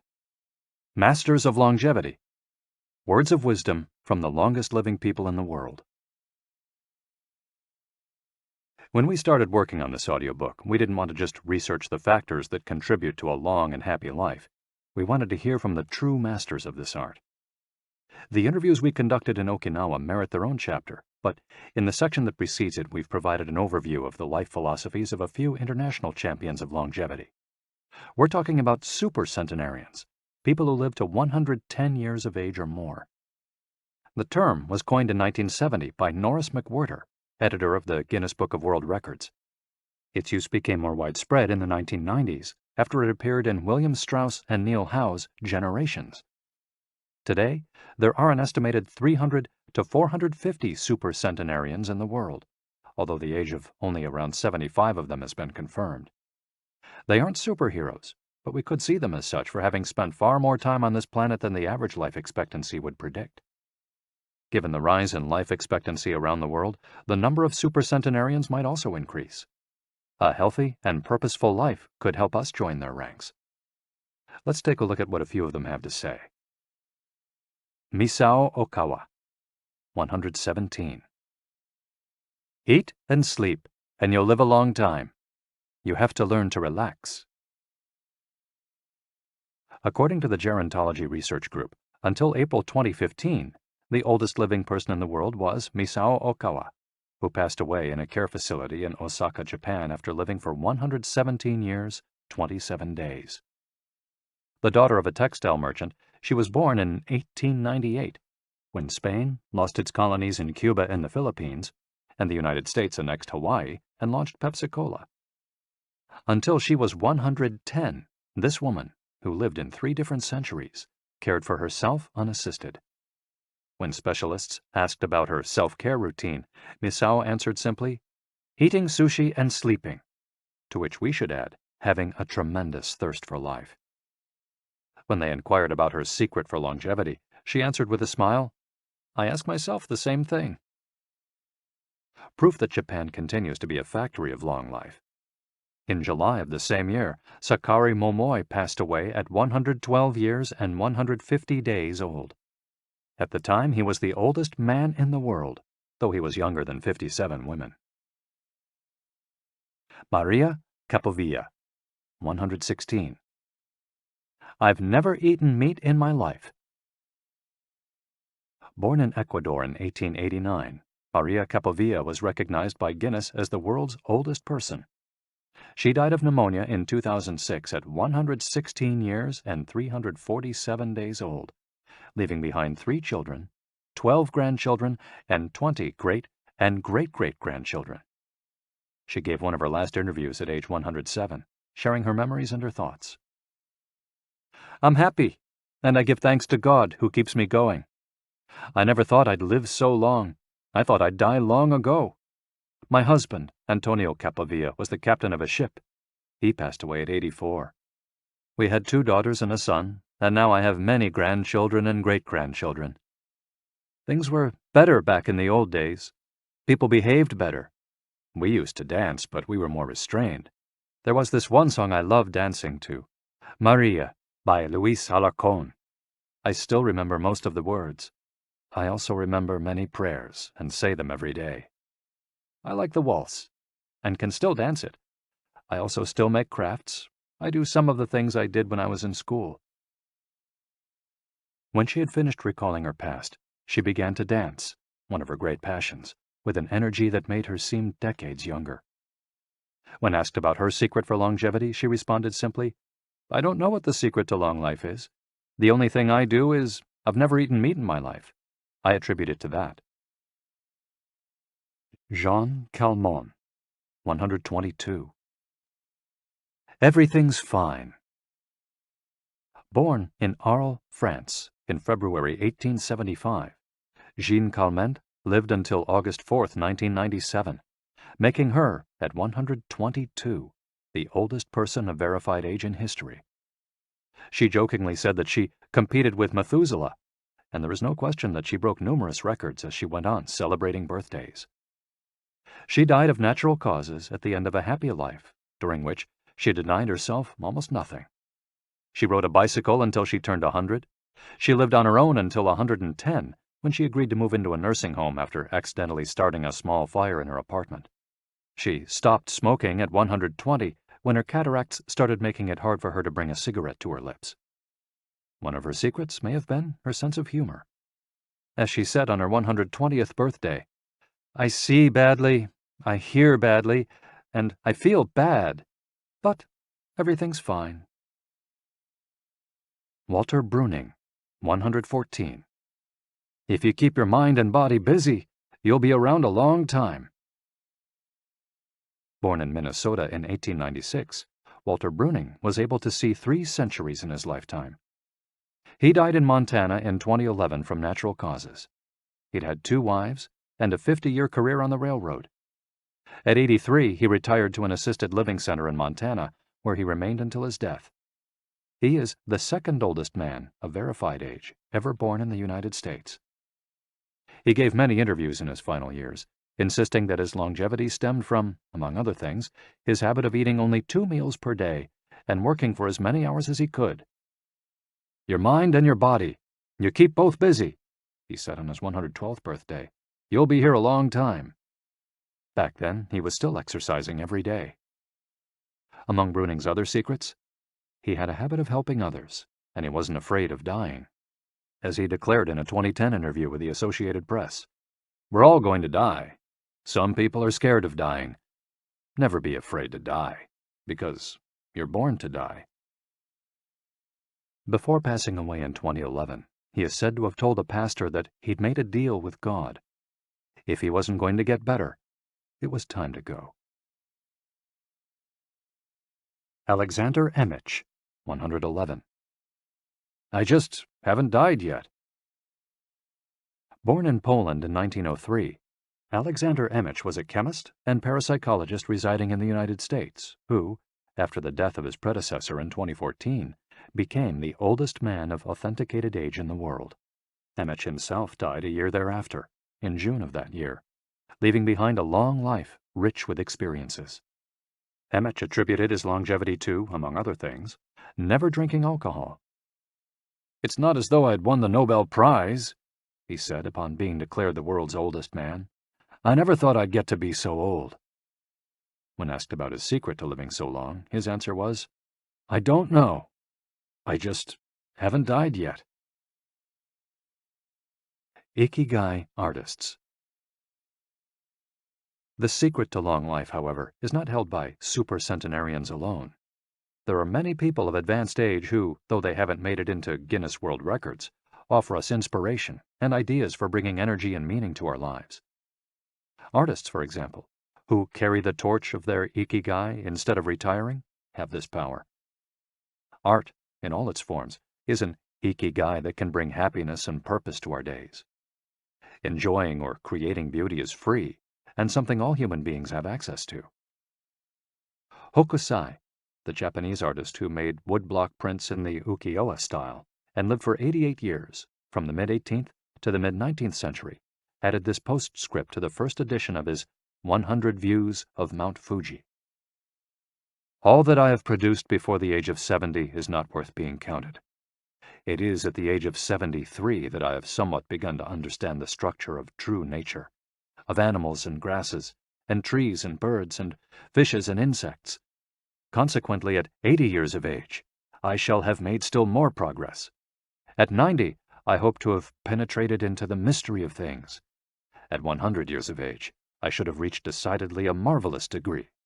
And when I shall be 110, all that I do, every point and every line, shall be instinct with life."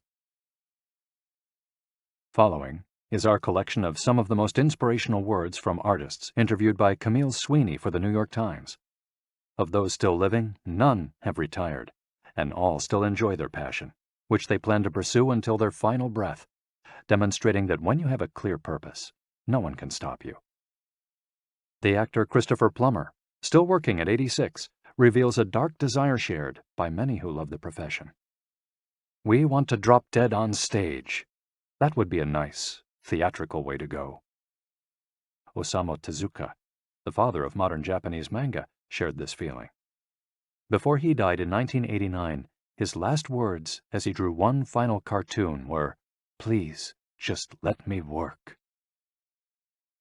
The 86-year-old filmmaker Frederick Wiseman declared on a stroll through Paris that he likes to work, which is why he does it with such intensity. "Everybody complains about the aches and pains and all that, but my friends are either dead or are still working," he said. Carmen Herrera, a painter who just entered her 100th year, sold her first canvas at 89. Today, her work is in the permanent collections of the Tate Modern and the Museum of Modern Art. When asked how she viewed her future, she responded, "I am always waiting to finish the next thing. Absurd, I know. I go day by day." Never stop learning. You may grow old and trembling in your anatomies. You may lie awake at night listening to the disorder of your veins. you may miss your only love. You may see the world about you devastated by evil lunatics, or know your honor trampled in the sewers of baser minds. There is only one thing for it, then: to learn. Learn why the world wags, and what wags it. That is the only thing which the mind can never exhaust, never alienate, never be tortured by, never fear or distrust, and never dream of regretting. T.H. White, the once and future king. For his part, naturalist and author Edward O. Wilson asserted, "I feel I have enough experience to join those who are addressing big questions. About 10 years ago, when I began reading and thinking more broadly about the questions of what are we, where did we come from, and where are we going, I was astonished at how little this was being done." Ellsworth Kelly, an artist who passed away in 2015 at the age of 92, assured us that the idea that we lose our faculties with age is, in part, a myth, because instead we develop a greater clarity and capacity for observation. It's one thing about getting older: you see more.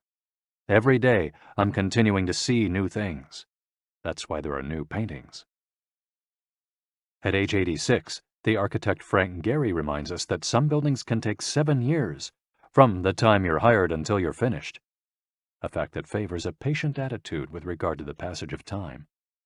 The man responsible for the Guggenheim Museum Bilbao, however, knows how to live in the here and now. You stay in your time. You don't go backward. I think if you relate to the time you're in, you keep your eyes and ears open, read the paper, see what's going on, stay curious about everything, you will automatically be in your time. Longevity in Japan. Because of its robust civil registry, many of those verified as having lived the longest are found in the United States. However, there are many centenarians living in remote villages in other countries. A peaceful life in the countryside seems pretty common among people who have watched a century pass. Without question, the international superstar of longevity is Japan, which has the highest life expectancy of any country in the world. In addition to a healthy diet, which we will explore in detail, and an integrated healthcare system in which people go to the doctor for regular checkups to prevent disease, longevity in Japan is closely tied to its culture, as we'll see later on. The sense of community and the fact that Japanese people make an effort to stay active until the very end are key elements of their secret to long life. If you want to stay busy even when there's no need to work, there has to be an Ikigai on your horizon, a purpose that guides you throughout your life and pushes you to make things of beauty and utility for the community and yourself. Chapter 6. Lessons from Japan's Centenarians. Traditions and Proverbs for Happiness and Longevity. To get to Ogimi, we had to fly nearly 3 hours from Tokyo to Naha, the capital of Okinawa. Several months earlier, we'd contacted the town council of a place known as the Village of Longevity to explain the purpose of our trip and our intention to interview the oldest members of the community. After numerous conversations, we finally got the help we were looking for and were able to rent a house just outside the town. 1 year after starting this project, we found ourselves on the doorstep of some of the longest living people in the world. We realized right away that time seems to have stopped there, as though the entire town were living in an endless here and now. Arriving in Ogimi. After 2 hours on the road from Naha, we're finally able to stop worrying about the traffic. To our left are the sea and an empty stretch of beach. To our right, the mountainous jungle of Okinawa's Yanbaru forests. Once Route 58 passes Nago, where Orion beer, the pride of Okinawa, is made, it skirts the coast until it reaches Ogimi. Every now and then a few little houses and stores crop up in the narrow stretch of land between the road and the base of the mountain. We pass small clusters of houses scattered here and there as we enter the municipality of Ogimi, but the town doesn't really seem to have a center. Our GPS finally guides us to our destination, the Center for the Support and Promotion of Well-Being, housed in an unattractive cinder block building right off the highway. We go in through the back door, where a man named Taira is waiting for us. Beside him is a petite, cheerful woman who introduces herself as Yuki. 2 other women immediately get up from desks and show us to a conference room. They serve us each a cup of green tea and a few shikuwasa, a small citrus fruit that packs a big nutritional punch, as we'll see later on. Taira sits down across from us in his formal suit and opens up a large planner and a 3-ring binder. Yuki sits next to him. The binder contains a list of all the town's residents, organized by age and club, or moai. Taira points out that these groups of people who help one another are characteristic of Ogimi. The moai are not organized around any concrete objective. They function more like a family. Taira also tells us that volunteer work, rather than money, drives much of what happens in Ogimi. Everyone offers to pitch in, and the local government takes care of assigning tasks. This way, everyone can be useful and feels like part of the community. Ogimi is the penultimate town before Cape Heido, the northernmost point of the largest island in the archipelago. From the top of Ogimi's mountains, we're able to look down over the whole town. Almost everything is the green of the Yanbaru jungle, making us wonder where the nearly 3,200 residents are hiding. We can see a few houses, but they're scattered in little clusters near the sea or in small valleys, accessible by side roads. Communal life. We're invited to eat in one of Ogimi's few restaurants, but when we arrive, the only 3 tables are already reserved. "Don't worry, we'll go to Churaumi instead. It never fills up," says Yuki, walking back to the car. She's still driving at age 88, and takes great pride in that. Her co-pilot is 99, and has also decided to spend the day with us. We have to drive fast to keep up with them on a highway that is sometimes more dirt than asphalt. Finally reaching the other end of the jungle, we can at last sit down to eat. "I don't really go to restaurants," Yuki says as we take our seats. "Almost everything I eat comes from my vegetable garden, and I buy my fish from Tanaka, who's been my friend forever." The restaurant is right by the sea, and seems like something from the planet Tatooine from Star Wars.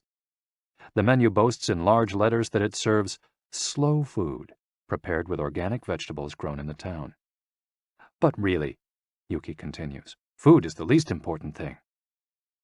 She is extroverted and rather pretty. She likes to talk about her role as the director of several associations run by the local government.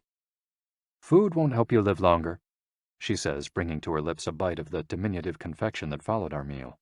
"The secret is smiling and having a good time." There are no bars and only a few restaurants in Ogimi, but those who live there enjoy a rich social life that revolves around community centers. The town is divided into 17 neighborhoods, and each one has a president and several people in charge of things like culture, festivals, social activities, and longevity. Residents pay close attention to this last category. We're invited to the community center of one of the 17 neighborhoods. It's an old building right next to one of the mountains of the Yanbaru jungle, home to Bunagaya, the town's iconic sprites. The Bunagaya spirits of the Yanbaru jungle. Bunagaya are magical creatures that inhabit the Yanbaru jungle near Ogimi and its surrounding towns. They manifest as children with long red hair and like to hide in the jungle's kajumaru, banyan trees, and go fishing on the beach. Many of Okinawa's stories and fables are about Bunagaya sprites. They're mischievous, playful, and unpredictable. Locals say that the Bunagaya love the mountains, rivers, sea, trees, earth, wind, and animals, and that if you want to befriend them, you have to show respect for nature. A birthday party. When we arrive at the neighborhood's community center, we're greeted by a group of about 20 people who proudly proclaim, "The youngest among us is 83. We conduct our interviews at a large table while drinking green tea. When we finish, we're brought to an event space where we celebrate the birthdays of 3 members of the group. One woman is turning 99, another 94, and one young man has just reached 89. We sing a few songs popular in the village and finish up with "Happy Birthday" in English. The woman turning 99 blows out the candles and thanks everyone for coming to her party. We eat homemade shikuwasa cake and end up dancing and celebrating as though it were the birthday of a 20-something. It's the first party, but not the last, that we'll attend during our week in the village. We'll also do karaoke with a group of seniors who sing better than we do, and attend a traditional festival with local bands, dancers, and food stands at the foot of a mountain. Celebrate each day together.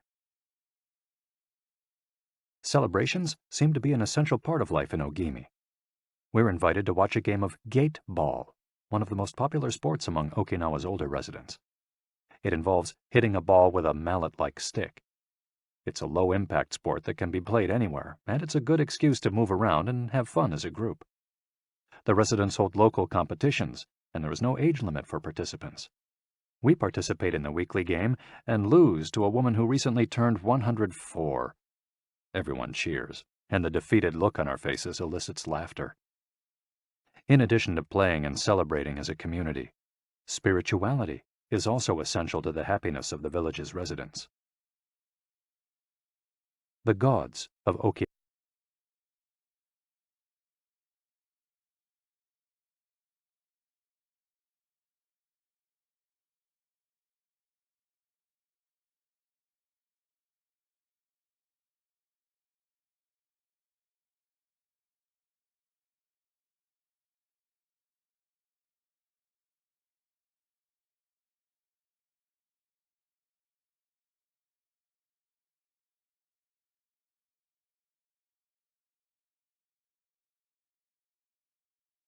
The main religion in Okinawa is known as Ryukyu Shinto. Ryukyu is the original name of the Okinawa archipelago, and Shinto means the path of the gods. Ryukyu Shinto combines elements of Chinese Taoism, Confucianism, Buddhism, and Shintoism with shamanistic and animistic elements. According to this ancient faith, the world is populated by an infinite number of spirits divided into several types: spirits of the home, of the forest, of the trees, and of the mountains. It's important to appease these spirits through rituals and festivals, and by consecrating sacred grounds. Okinawa is full of sacred jungles and forests, where many of the two main kinds of temples are found, the Utaki and the Uganju.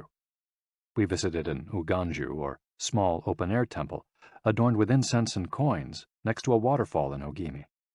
The Utaki is a collection of stones where people go to pray and where, supposedly, spirits gather. In Okinawa's religious practice, women are considered spiritually superior to men, whereas the opposite is true of traditional Shintoism in the rest of Japan.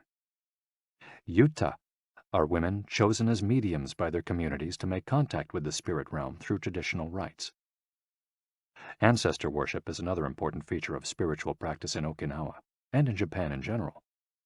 The home of each generation's firstborn usually contains a butsudan, or small altar, used to pray for and make offerings to the family's ancestors.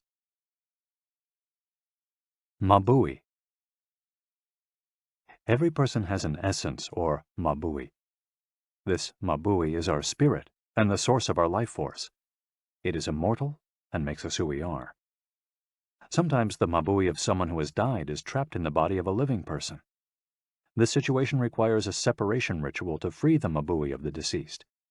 It often happens when a person dies suddenly, especially at a young age, and his or her mabui does not want to move on to the realm of the dead. A mabui can also be passed from person to person by physical contact. A grandmother who leaves her granddaughter a ring transfers a part of her mabui to her. Photographs can also be a medium for passing mabui among people. The older, the stronger. Looking back, our days in Ogimi were intense but relaxed, sort of like the lifestyle of the locals, who always seemed to be busy with important tasks, but who, upon closer inspection, did everything with a sense of calm. They were always pursuing their Ikigai, but they were never in a rush. Not only did they seem to be happily busy, but we also noticed that they followed the other principles for happiness that Washington Burnap stated 200 years ago. The grand essentials to happiness in this life are something to do, something to love, and something to hope for. On our last day, we went to buy gifts at a small market at the edge of town. The only things sold there are local vegetables, green tea, and shikawasa juice, along with bottles of water from a spring hidden in the Yanburu forests, bearing labels that read, "Longevity Water." We bought ourselves some of this longevity water and drank it in the parking lot, looking out over the sea and hoping that the little bottles that promised a magic elixir would bring us health and long life, and would help us find our own Ikigai. Then we took a photo with the statue of Abunagaya and walked up to it one last time to read the inscription. A declaration from the town where people live longest. At 80, I am still a child. When I come to see you at 90, send me away to wait until I am 100. The older, the stronger. Let us not depend too much on our children as we age. If you seek long life and health, you are welcome in our village, where you will be blessed by nature, and together we will discover the secret to longevity. April 23, 1993, Ogimi Federation of Senior Citizens Clubs. The interviews. Over the course of a week, we conducted a total of 100 interviews, asking the eldest members of the community about their life philosophy, their Ikigai, and the secrets to longevity. We filmed these conversations with 2 cameras for use in a little documentary, and chose a few especially meaningful and inspiring statements to include in this section of the audiobook. 1. Don't worry. The secret to a long life is not to worry, and to keep your heart young. Don't let it grow old. Open your heart to people with a nice smile on your face. If you smile and open your heart, your grandchildren and everyone else will want to see you. The best way to avoid anxiety is to go out in the street and say hello to people. I do it every day. I go out there and say hello and see you later. Then I go home and care for my vegetable garden. In the afternoon, I spend time with friends. Here, everyone gets along. We try not to cause problems. Spending time together and having fun is the only thing that matters. 2. Cultivate good habits. I feel joy every morning waking up at 6 and opening the curtains to look out at my garden, where I grow my own vegetables. I go right outside to check on my tomatoes, my mandarin oranges. I love the sight of them. It relaxes me. After an hour in the garden, I go back inside and make breakfast. I plant my own vegetables and cook them myself. That's my Ikigai. The key to staying sharp in old age is in your fingers. From your fingers to your brain and back again. If you keep your fingers busy, you'll live to see 100. I get up at 4 every day.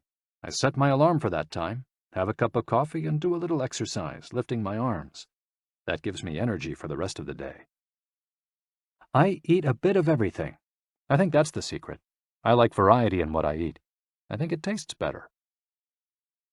Working. If you don't work, your body breaks down. When I wake up, I go to the Butsudan and light incense. You have to keep your ancestors in mind. It's the first thing I do every morning. I wake up every day at the same time, early, and spend the morning in my vegetable garden. I go dancing with my friends once a week. I do exercise every day, and every morning I go for a little walk. I never forget to do my Taiso exercises when I get up. Eating vegetables, it helps you live longer. To live a long time, you need to do 3 things. Exercise to stay healthy, eat well, and spend time with people. 3. Nurture your friendships every day. Getting together with my friends is my most important Ikigai. We all get together here and talk. It's very important. I always know I'll see them all here tomorrow, and that's one of my favorite things in life.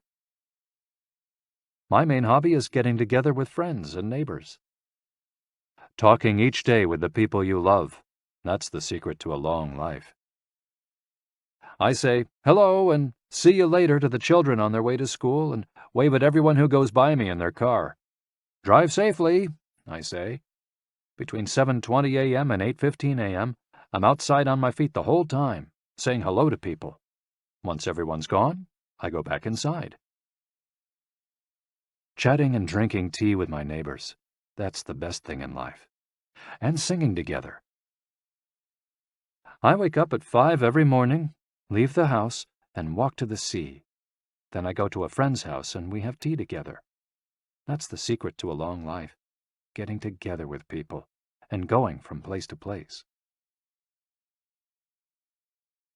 4. Live an unhurried life.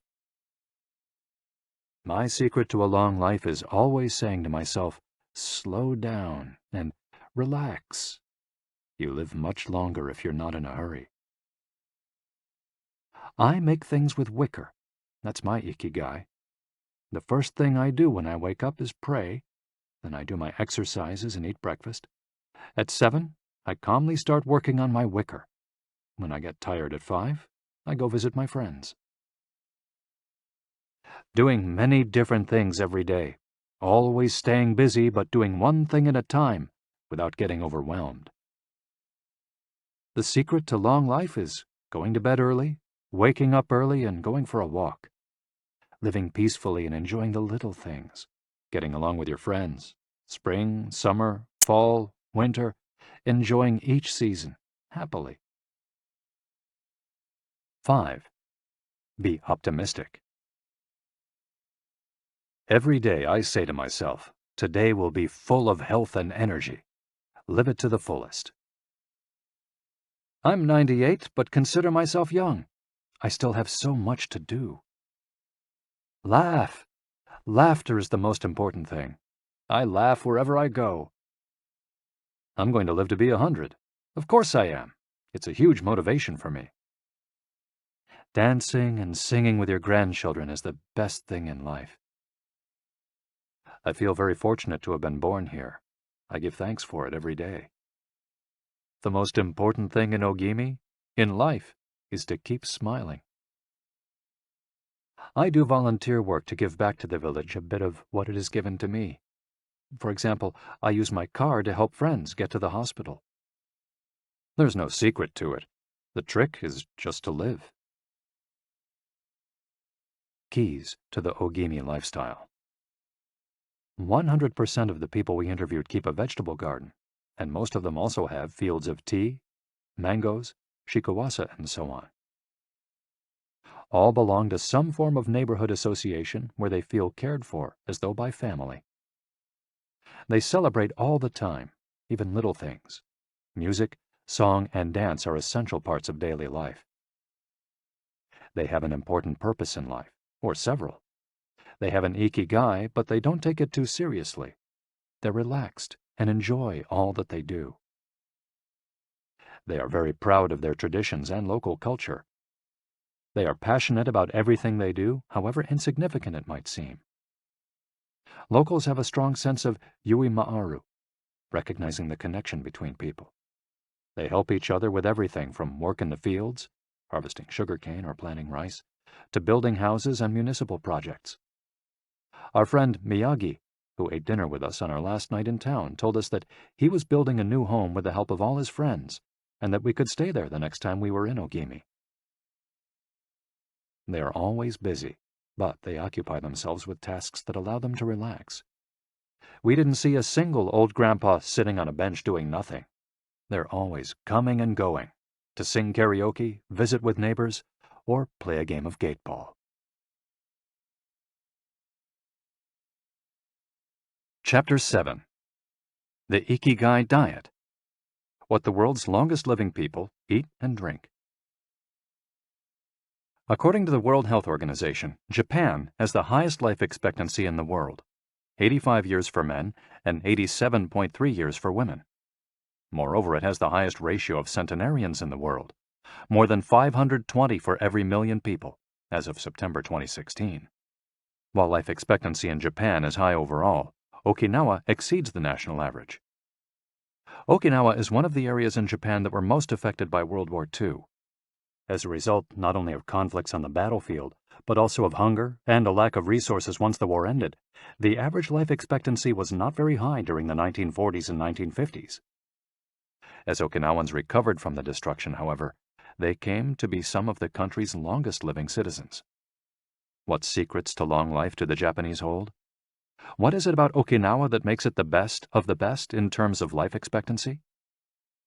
Experts point out that, for one thing, Okinawa is the only province in Japan without trains. Its residents have to walk or cycle when not driving. It's also the only province that has managed to follow the Japanese government's recommendation of eating less than 10 grams of salt per day. Okinawa's Miracle Diet. The mortality rate from cardiovascular disease in Okinawa is the lowest in Japan, and diet almost certainly has a lot to do with this. It's no coincidence that the Okinawa diet is so often discussed around the world at panels on nutrition.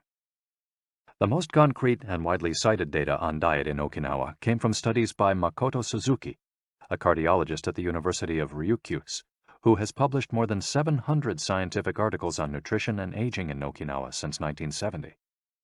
Bradley J. Wilcox and D. Craig Wilcox joined Makoto Suzuki's research team and published a book considered the Bible on the subject, The Okinawa Program.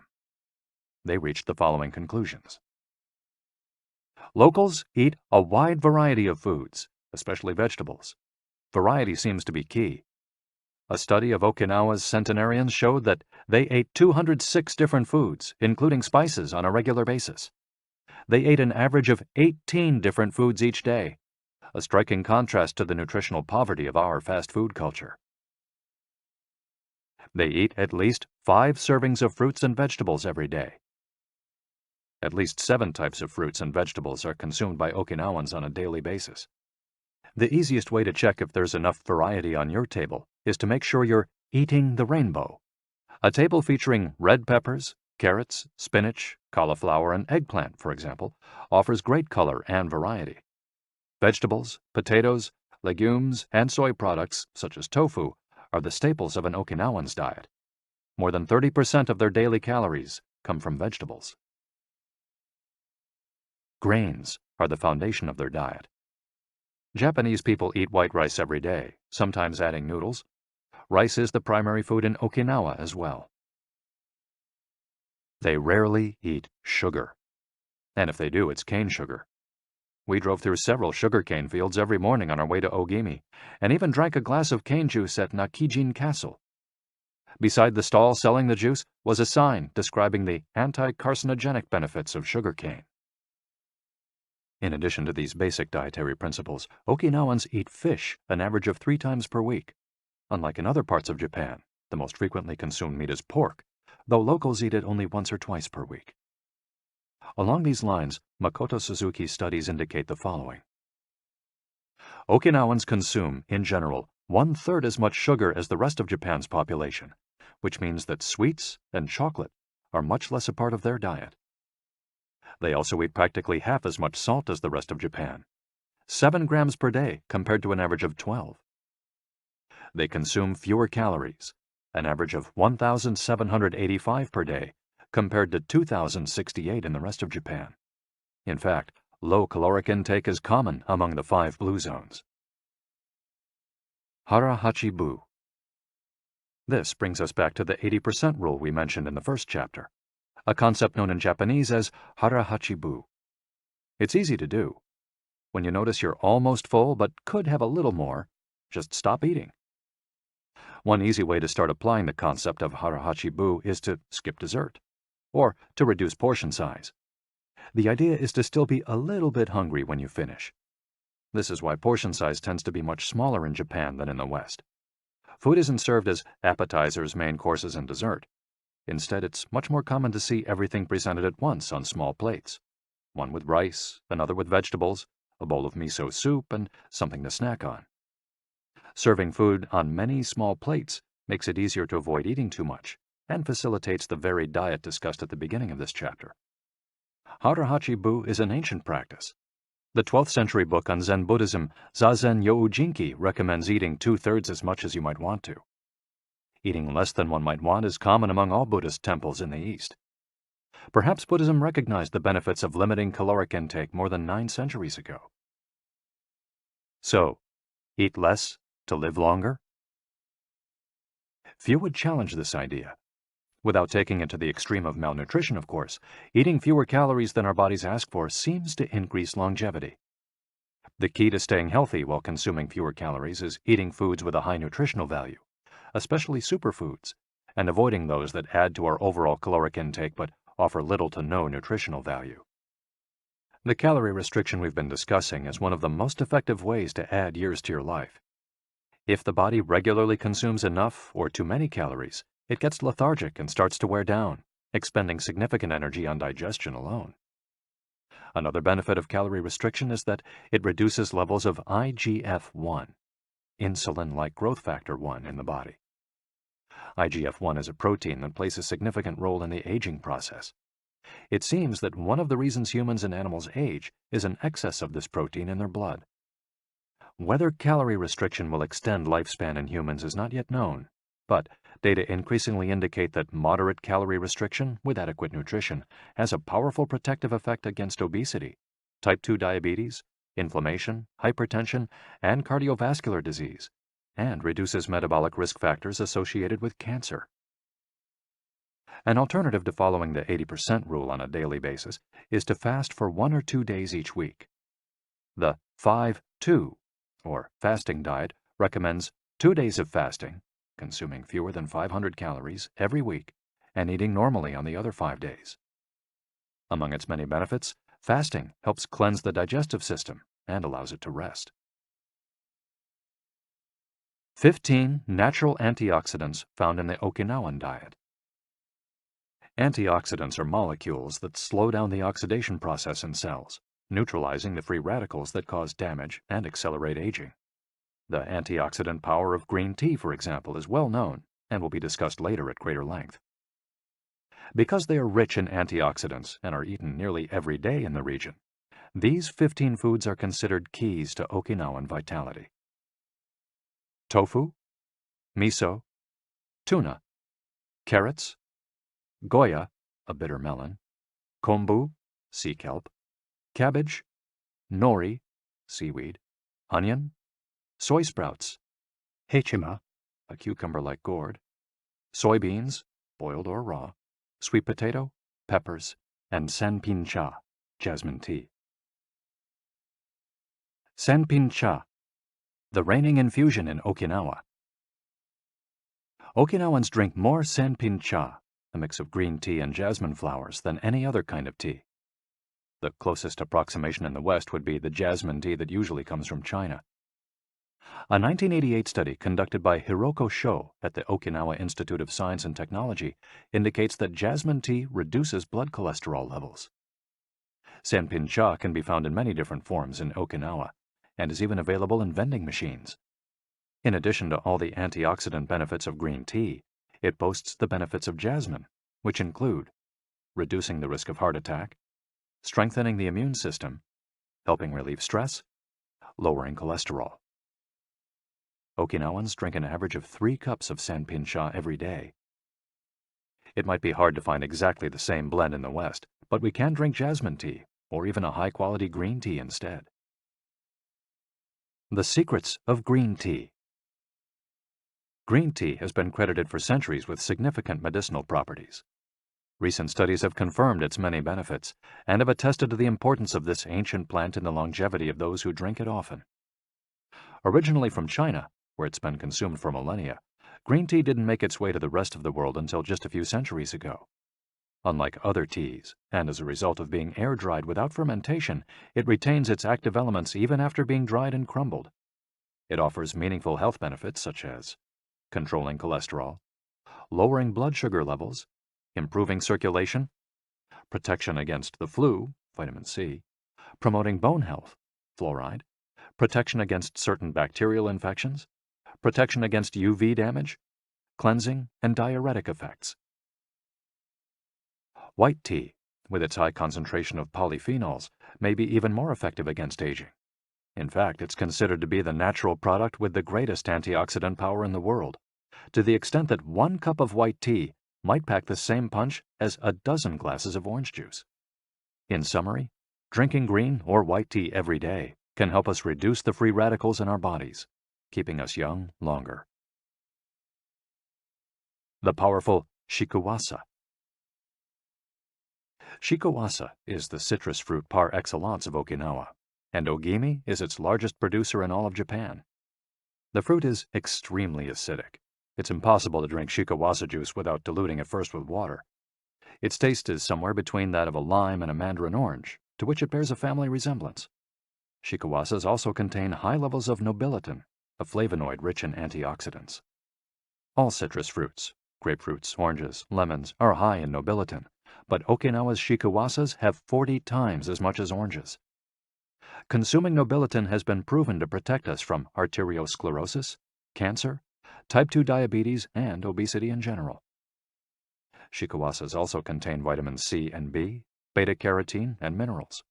They're used in many traditional dishes and to add flavor to food, and are squeezed to make juice.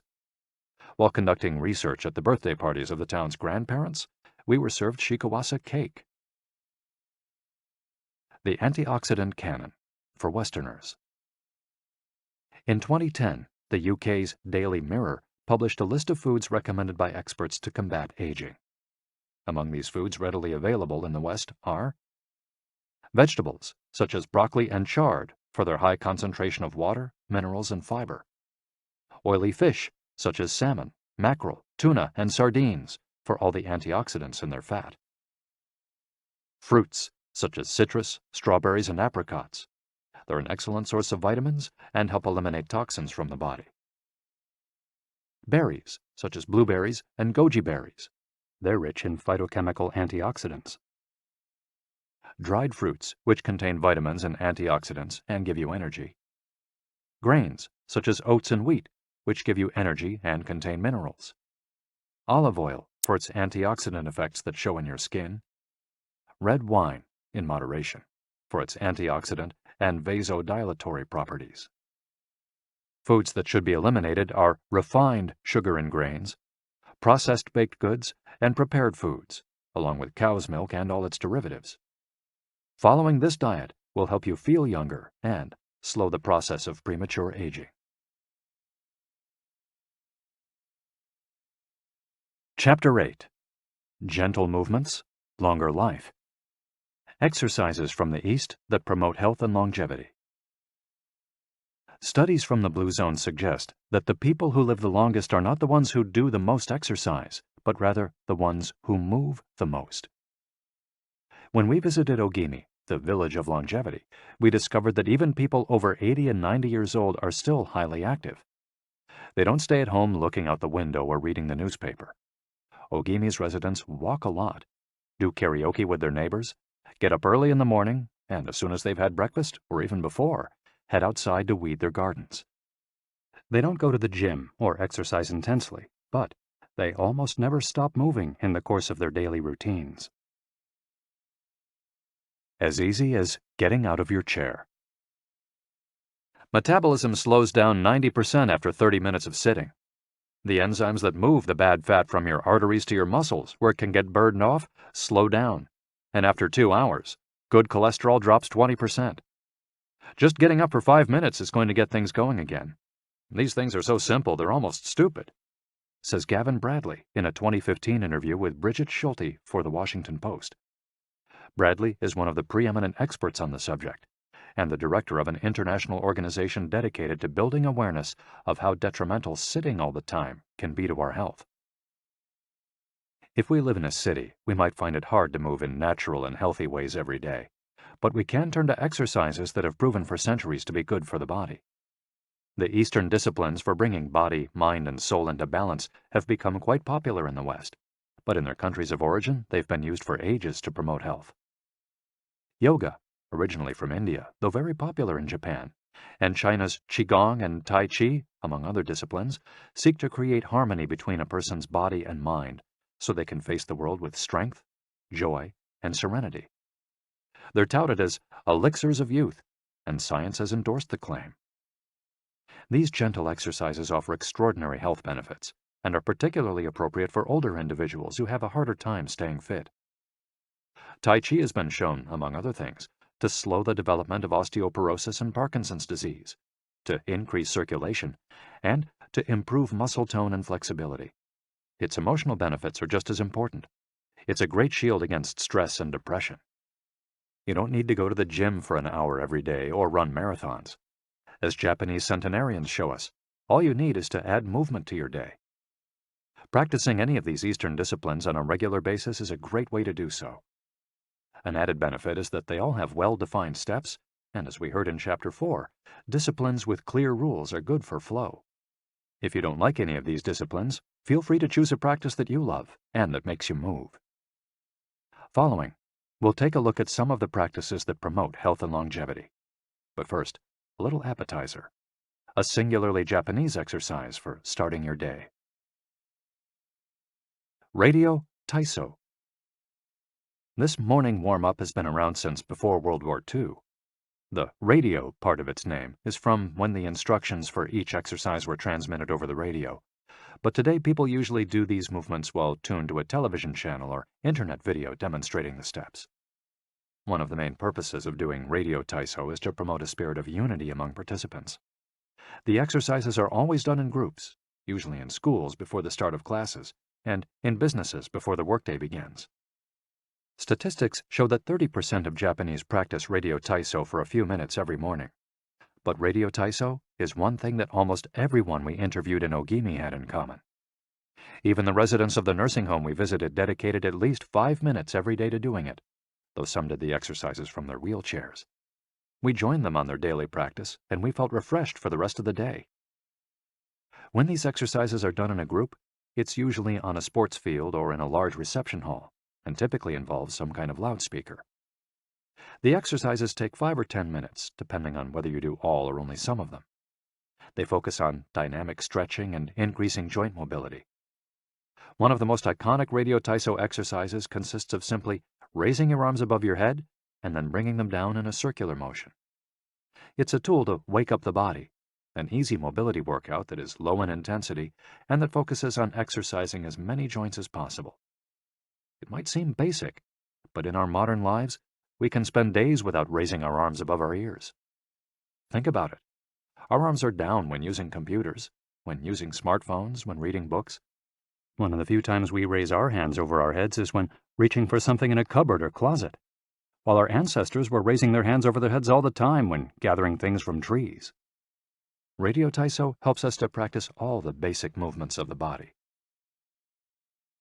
Yoga. Popular in Japan as well as in the West, yoga can be done by almost anyone. Some of its poses have even been adapted for pregnant women and practitioners with physical disabilities. Yoga comes from India, where it was developed millennia ago to unite our mental and physical elements. The word yoga itself comes from the Sanskrit term for yoke, which refers to the crosspiece that binds draft animals to one another and to the cart they're pulling. Yoga strives to unite body and mind in the same way, guiding us toward a healthy lifestyle in harmony with the world around us. The main objectives of yoga are to bring us closer to our human nature, mental and physical purification, to bring us closer to the divine. Styles of yoga. Though all are oriented towards similar goals, there are many different types of yoga that vary according to the traditions and texts from which they were developed. The differences among them lie, as the masters say, in the path taken to the summit of our best self. Jnana Yoga.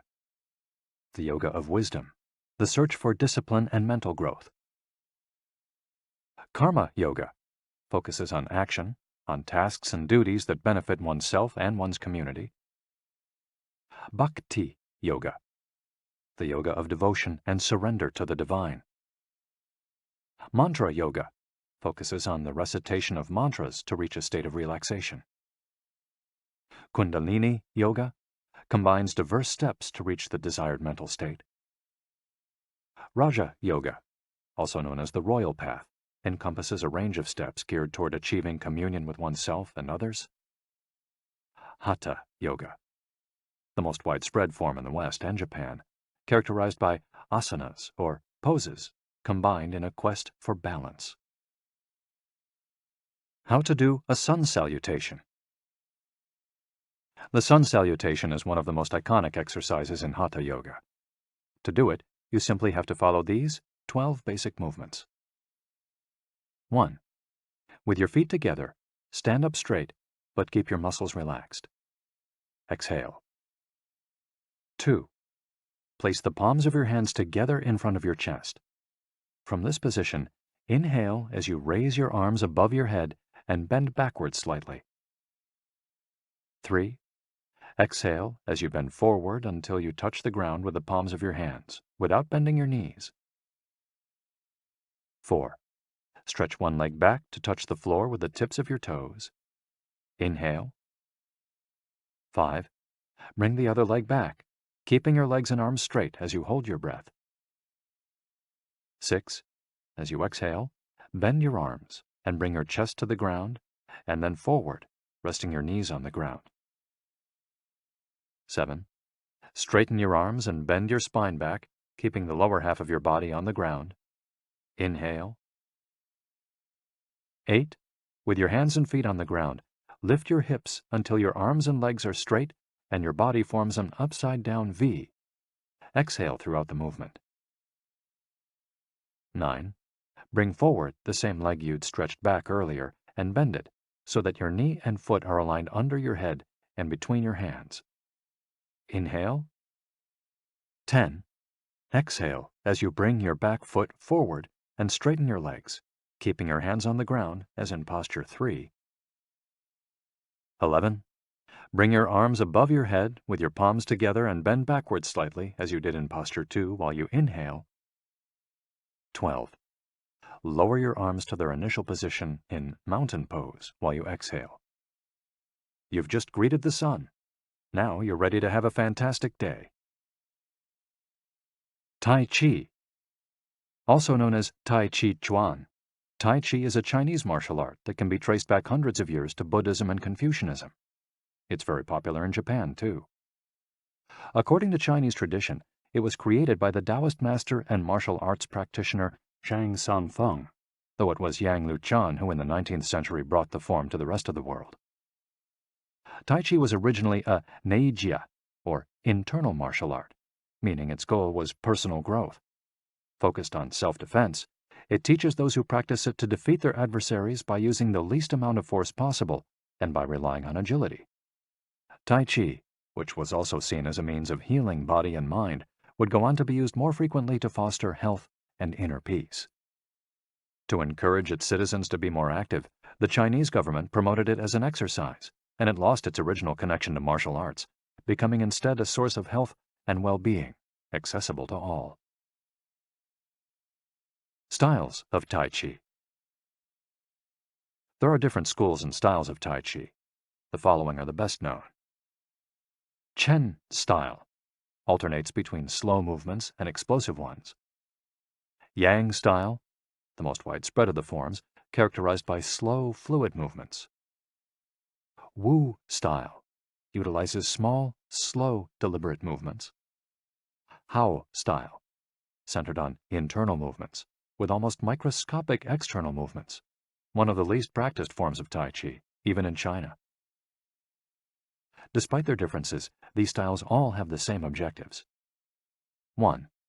To control movement through stillness. 2. To overcome force through finesse. 3. To move second and arrive first. 4. To know yourself and your opponent. The 10 basic principles of Tai Chi. According to the master Yang Cheng Fu, the correct practice of Tai Chi follows 10 basic principles. 1. Elevate the crown of your head and focus all your energy there. 2. Tighten your chest and expand your back to lighten your lower body. 3. Relax your waist and let it guide your body. 4. Learn to differentiate between heaviness and lightness, knowing how your weight is distributed. 5. Relax the shoulders to allow free movement of the arms and promote the flow of energy. 6. Value the agility of the mind over the strength of the body. 7. Unify the upper and lower body so they act in concert. 8.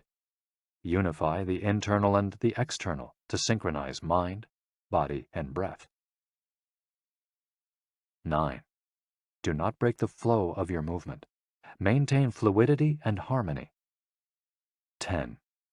Look for stillness in movement. An active body leads to a calm mind. Imitating clouds. One of the best-known movements in Tai Chi consists of following the form of clouds in an exercise called wave hands like clouds. Here are the steps. 1. Extend your arms in front of you with your palms down. 2. Turn your palms to face in, as though you were hugging a tree trunk. 3. Open your arms out to the side. 4. Bring the left arm up and center, and the right arm down and center. 5. Trace the shape of a ball in front of your body. 6. Turn your left palm toward your face. 7. Shift your weight to your left foot and pivot from your hip toward that side while your eyes follow the movement of your hand. 8. Bring your left hand to your waist and your right hand in front of your face. 9. Shift your weight to your right foot. 10. Pivot toward your right, looking at your raised right hand the entire time. 11. Repeat this movement fluidly, shifting your weight from one foot to the other as you reposition your hands. 12. Stretch your arms out in front of you again and bring them down slowly, returning to your initial position. Qigong, also known as Qi Kung. Its name combines Qi, life force or energy, and Gong, work, indicating that the form works with the individual's life force. Though relatively modern, especially under its current name, the art of Qigong is based on the Tao Yin, an ancient art meant to foster mental and physical well-being. The practice began to appear in reports on training in martial arts at the beginning of the 20th century, and by the 1930s was being used in hospitals. The Chinese government later popularized it, as it had done with Tai Chi. Qigong involves static and dynamic physical exercises that stimulate respiration in a standing, seated, or reclined position. There are many different styles of Qigong, but all of them seek to strengthen and regenerate Qi. Though its movements are typically gentle, the practice is intense. Benefits of Qigong. According to numerous international scientific studies, Qigong, like Tai Chi and yoga, offers significant health benefits. The following stand out among those proven through scientific research, as observed by Dr. Kenneth M. Sancer of San Francisco's Qigong Institute in his article, Medicinal Applications of Qigong. Modification of brainwaves. Improved balance of sex hormones. Lower mortality rate from heart attacks. Lower blood pressure in patients with hypertension. Greater bone density. Better circulation. Deceleration of symptoms associated with senility. Greater balance and efficiency of bodily functions. Increased blood flow to the brain and greater mind-body connection. Improved cardiac function. Reduction in the secondary effects of cancer treatments. Practicing these arts not only keeps us in shape, it also helps extend our lives. Methods for practicing Qigong.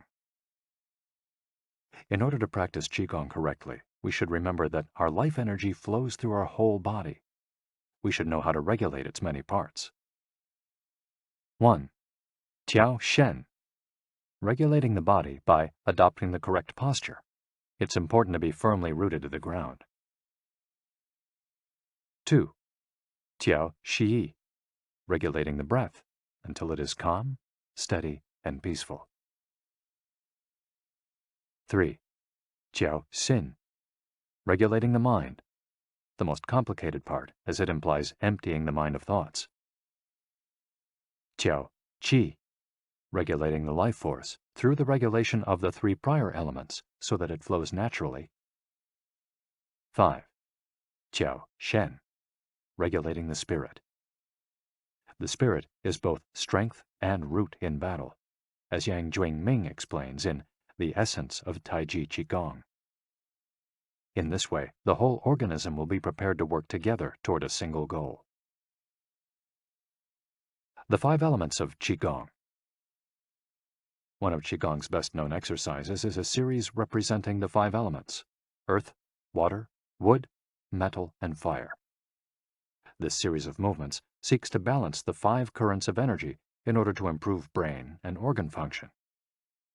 There are several ways to do these movements. In this case, we're following the model of Professor Maria Isabel Garcia Monreal from the Qigong Institute in Barcelona. Earth. 1. Stand with your legs apart and your feet directly below your shoulders. 2. Turn your feet outwards slightly to straighten the posture. 3. Keep your shoulders relaxed and down, and your arms loose at your sides, slightly away from your body. This is the Wu Qi, or rooted posture. 4. As you inhale, raise your arms in front of you until your hands are level with your shoulders, your palms facing down. 5. Exhale as you bend your knees and bring your arms down until your hands are level with your stomach, your palms facing in. 6. Hold this position for a few seconds, focusing on your breath. Water. Starting from earth posture, bend your knees into a squat, keeping your chest upright and exhaling throughout. 2. Press your coccyx downward to stretch your lumbar spine. 3. As you inhale, stand to return to earth posture.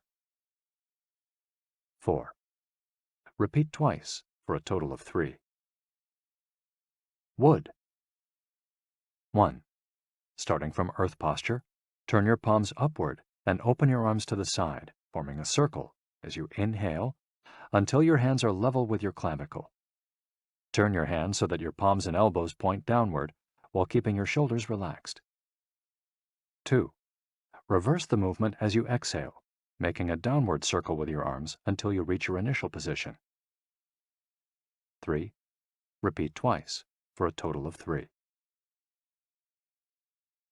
Metal. 1. Starting from earth posture, raise your arms until your hands are level with your sternum. 2. Turn your palms toward each other, about 4 inches apart, with your fingers relaxed and slightly separated, pointing upward. 3. As you inhale, move your hands away from each other until they are shoulder width apart. 4.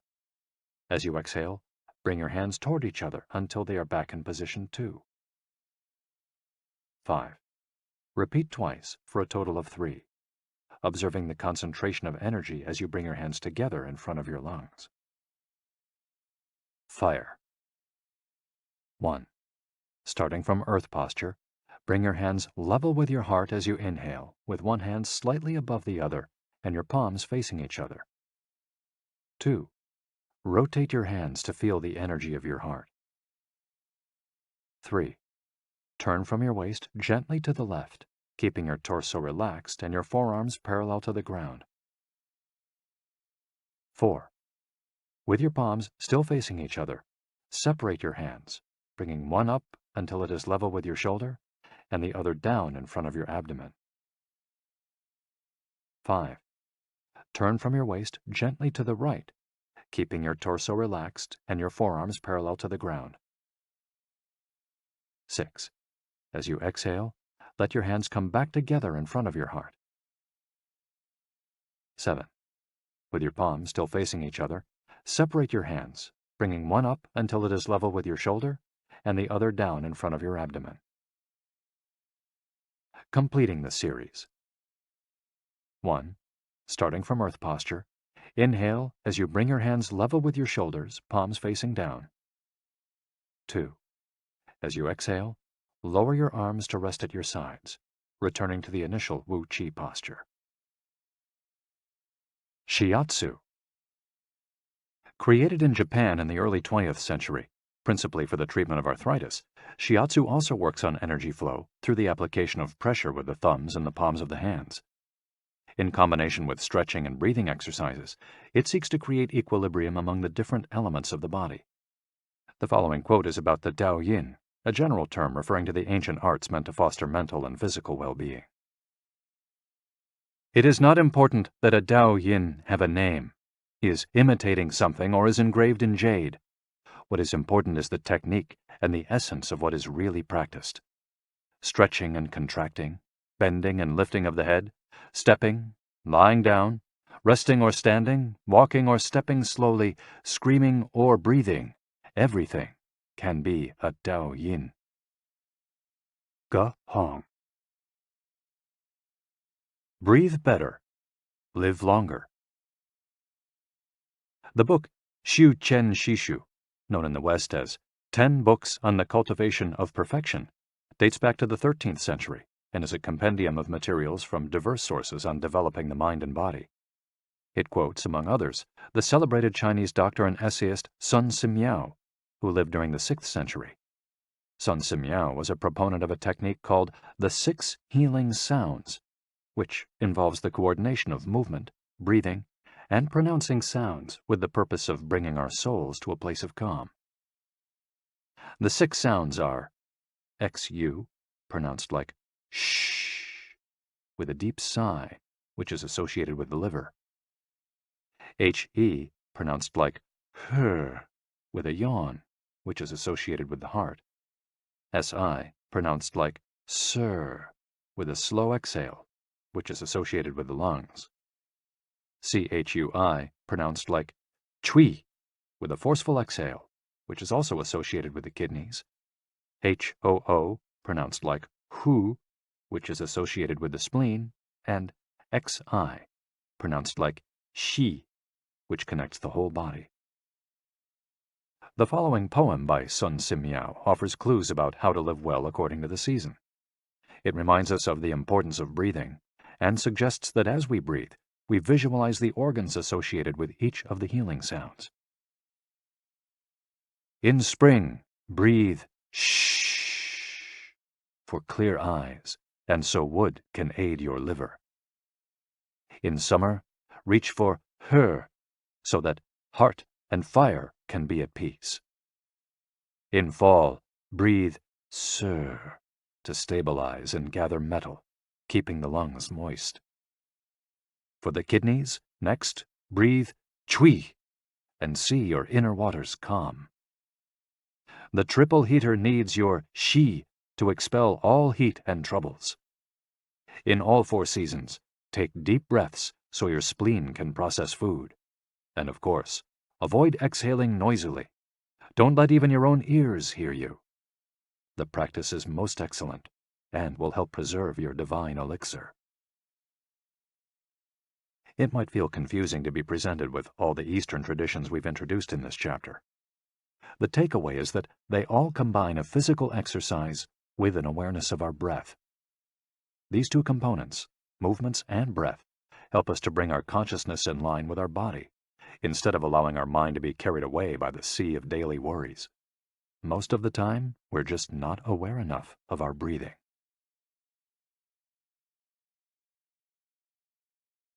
Chapter 9. Resilience and Wabisabi. How to face life's challenges without letting stress and worry age you. What is resilience? One thing that everyone with a clearly defined Ikigai has in common is that they pursue their passion no matter what. They never give up, even when the cards seem stacked against them or they face one hurdle after another. We're talking about resilience, a concept that's become influential among psychologists. But resilience isn't just the ability to persevere. As we'll hear in this chapter, it's also an outlook we can cultivate to stay focused on the important things in life, rather than what is most urgent, and keep ourselves from being carried away by negative emotions. In the final section of the chapter, we'll explore techniques that go beyond resilience to cultivate anti-fragility. Sooner or later, we all have to face difficult moments, and the way we do this can make a huge difference to our quality of life. Proper training for our mind, body, and emotional resilience is essential for confronting life's ups and downs. Nana Korobiya Oki. Fall 7 times, rise 8. Japanese proverb. Resilience is our ability to deal with setbacks. The more resilient we are, the easier it will be to pick ourselves up and get back to what gives meaning to our lives. Resilient people know how to stay focused on their objectives, on what matters, without giving in to discouragement. Their flexibility is the source of their strength. They know how to adapt to change and to reversals of fortune. They concentrate on the things they can control and don't worry about those they can't. In the words of the famous Serenity Prayer by Reinhold Niebuhr, God, give us grace to accept with serenity the things that cannot be changed. Courage to change the things which should be changed, and the wisdom to distinguish the one from the other. Emotional resilience through Buddhism and Stoicism. Siddhartha Gautama, Buddha, was born a prince of Kapilavastu, Nepal, and grew up in a palace, surrounded by riches. At 16, he married and had a child. Not satisfied by his family's wealth,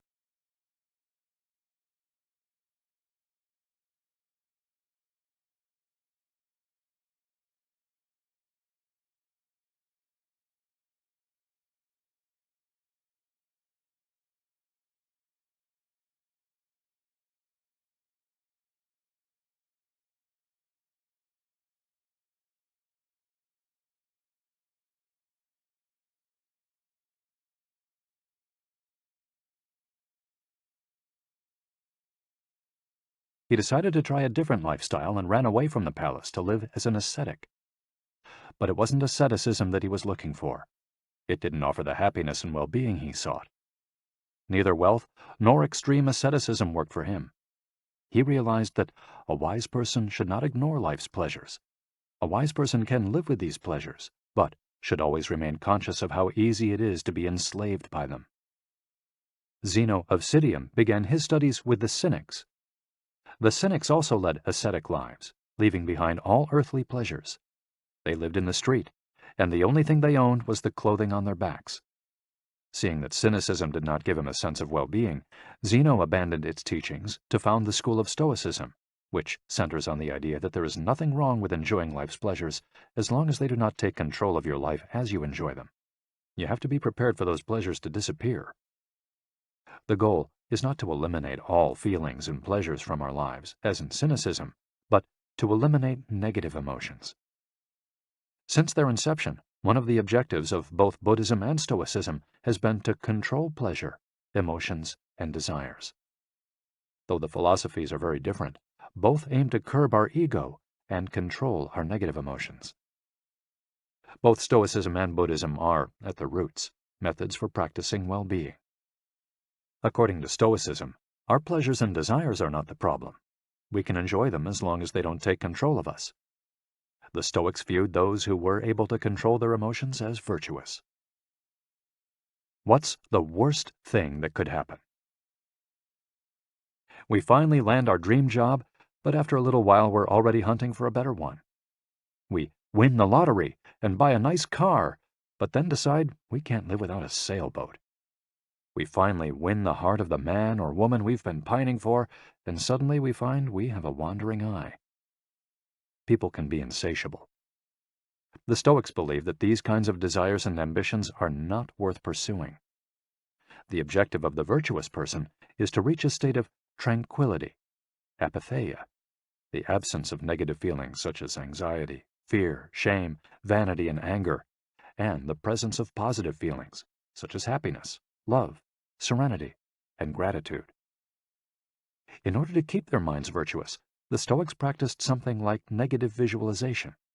They imagined the worst thing that could happen in order to be prepared if certain privileges and pleasures were taken from them. To practice negative visualization, we have to reflect on negative events, but without worrying about them. Seneca, one of the richest men in ancient Rome, lived a life of luxury, but was, nonetheless, an active Stoic. He recommended practicing negative visualization every night before falling asleep. In fact, he not only imagined these negative situations, he actually put them into practice. For example, by living for a week without servants, or the food and drink he was used to as a wealthy man. As a result, he was able to answer the question, what's the worst thing that could happen? Meditating for healthier emotions. In addition to negative visualization and not giving in to negative emotions, another central tenet of Stoicism is knowing what we can control and what we can't, as we see in the Serenity Prayer. Worrying about things that are beyond our control accomplishes nothing. We should have a clear sense of what we can change and what we can't, which in turn will allow us to resist giving in to negative emotions. In the words of Epictetus, "It's not what happens to you, but how you react that matters." In Zen Buddhism, Meditation is a way to become aware of our desires and emotions, and thereby free ourselves from them. It's not simply a question of keeping the mind free of thoughts, but instead involves observing our thoughts and emotions as they appear, without getting carried away by them. In this way, we train our minds not to get swept up in anger, jealousy, or resentment. One of the most commonly used mantras in Buddhism focuses on controlling negative emotions. Om Mani Padme Hum, in which Om is the generosity that purifies the ego, Ma is the ethics that purifies jealousy, Ni is the patience that purifies passion and desire, Pad is the precision that purifies bias, Me is the surrender that purifies greed, and Hum is the wisdom that purifies hatred. The here and now and the impermanence of things. Another key to cultivating resilience is knowing in which time to live. Both Buddhism and Stoicism remind us that the present is all that exists, and it is the only thing we can control. Instead of worrying about the past or the future, we should appreciate things just as they are in the moment, in the now. The only moment in which you can be truly alive is the present moment, observes the Buddhist monk Thich Nhat Hanh. In addition to living in the here and now, the Stoics recommend reflecting on the impermanence of the things around us. The Roman Emperor Marcus Aurelius said that the things we love are like the leaves of a tree. They can fall at any moment with a gust of wind. He also said that changes in the world around us are not accidental, but rather form part of the essence of the universe, a rather Buddhist notion, in fact. We should never forget that everything we have and all the people we love will disappear at some point. This is something we should keep in mind, but without giving in to pessimism. Being aware of the impermanence of things does not have to make us sad. It should help us love the present moment and those who surround us. All things human are short-lived and perishable, Seneca tells us. The temporary, ephemeral, and impermanent nature of the world is central to every Buddhist discipline. Keeping this always in mind helps us avoid excessive pain in times of loss. Wabisabi and Ichigo Ichie. Wabisabi is a Japanese concept that shows us the beauty of the fleeting, changeable, and imperfect nature of the world around us. Instead of searching for beauty in perfection, we should look for it in things that are flawed, incomplete. This is why the Japanese place such value, for example, on an irregular or cracked teacup. Only things that are imperfect, incomplete, and ephemeral can truly be beautiful, because only those things resemble the natural world. A complementary Japanese concept is that of Ichigo Ichie, which could be translated as, "This moment exists only now and won't come again." It's heard most often in social gatherings as a reminder that each encounter, whether with friends, family, or strangers, is unique and will never be repeated, meaning that we should enjoy the moment and not lose ourselves in worries about the past or the future. The concept is commonly used in tea ceremonies, Zen meditation, and Japanese martial arts, all of which place emphasis on being present in the moment. In the West, we've grown accustomed to the permanence of the stone buildings and cathedrals of Europe, which sometimes gives us the sense that nothing changes, making us forget about the passage of time. Greco-Roman architecture adores symmetry, sharp lines, imposing facades, and buildings and statues of the gods that outlast the centuries. Japanese architecture, on the other hand, doesn't try to be imposing or perfect, because it is built in the spirit of wabi-sabi. The tradition of making structures out of wood presupposes their impermanence and the need for future generations to rebuild them. Japanese culture accepts the fleeting nature of the human being and everything we create. The grand shrine of Ise, for example, has been rebuilt every 20 years for centuries. The most important thing is not to keep the building standing for generations, but to preserve customs and traditions, things that can withstand the passage of time better than structures made by human hands. The key is to accept that there are certain things over which we have no control, like the passage of time and the ephemeral nature of the world around us. Ichigo Ichie teaches us to focus on the present and enjoy each moment that life brings us. This is why it's so important to find and pursue our Ikigai. Wabisabi teaches us to appreciate the beauty of imperfection as an opportunity for growth. Beyond resilience, anti-fragility. As the legend goes, the first time Hercules faced the Hydra, he despaired when he discovered that cutting off one of its heads meant that two would grow back in its place. He would never be able to kill the beast if it got stronger with every wound. As Nassim Nicholas Taleb explains in Anti-Fragile, Things That Gain from Disorder, we use the word fragile to describe people, things, and organizations that are weakened when harmed, and the words robust and resilient for things that are able to withstand harm without weakening.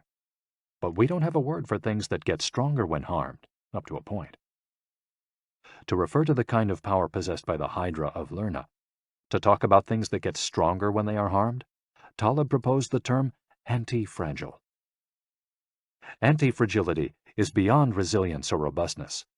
The resilient resists shocks and stays the same. The anti-fragile gets better. Catastrophes and exceptional circumstances offer good models for explaining anti-fragility. In 2011, a tsunami hit the Tohoku region of Japan, doing tremendous damage to dozens of cities and towns along the coast, most famously Fukushima.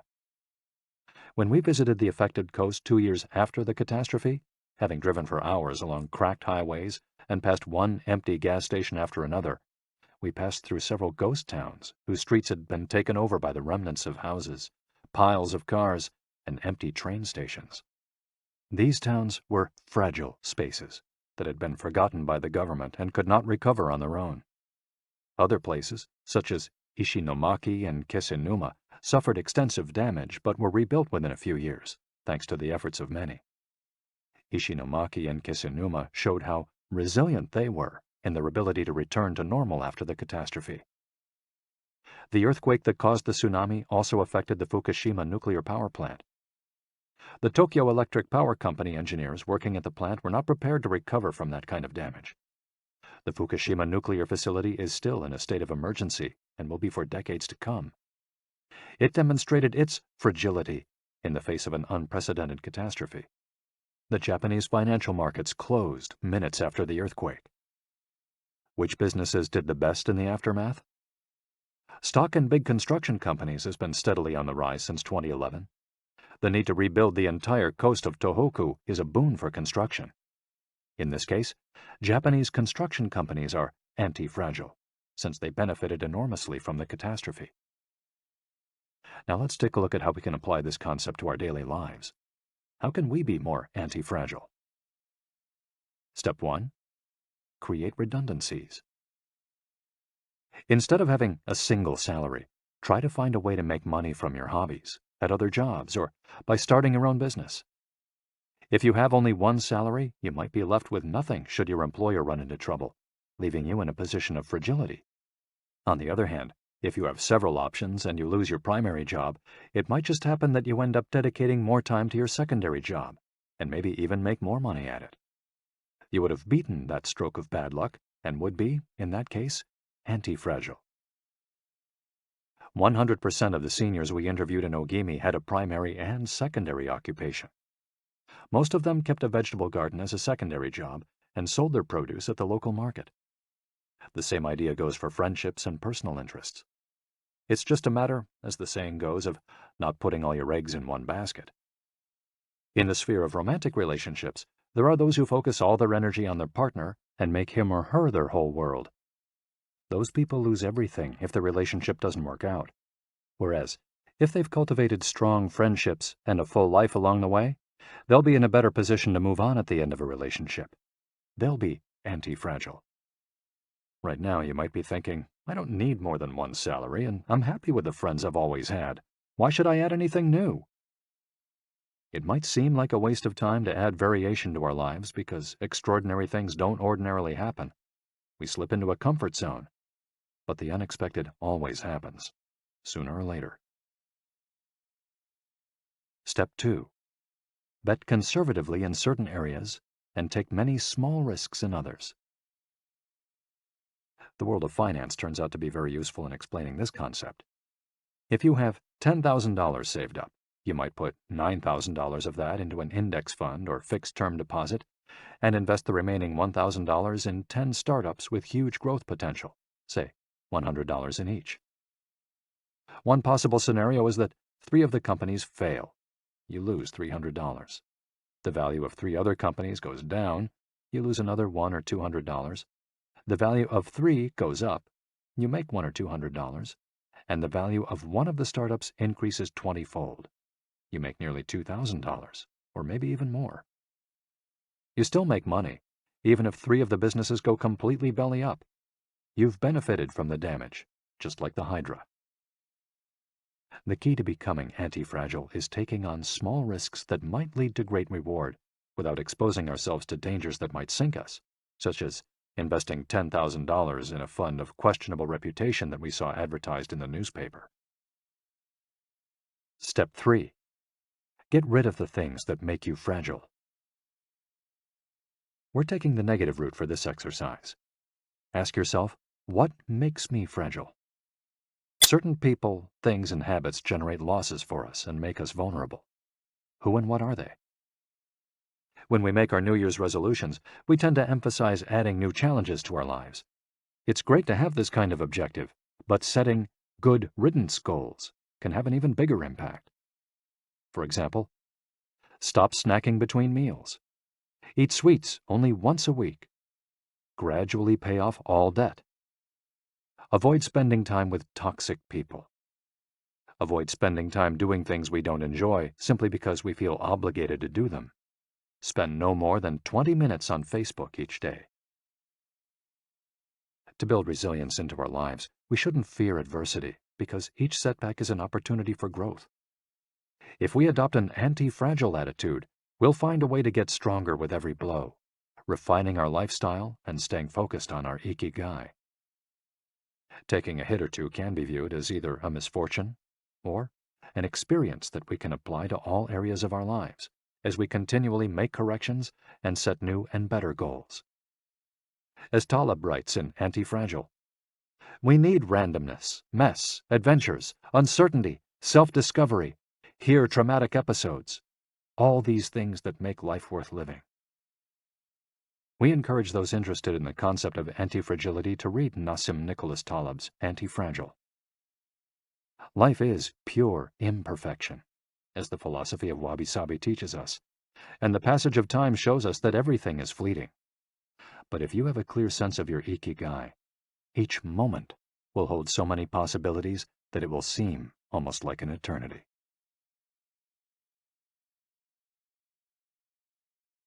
Epilogue. Ikigai, the art of living.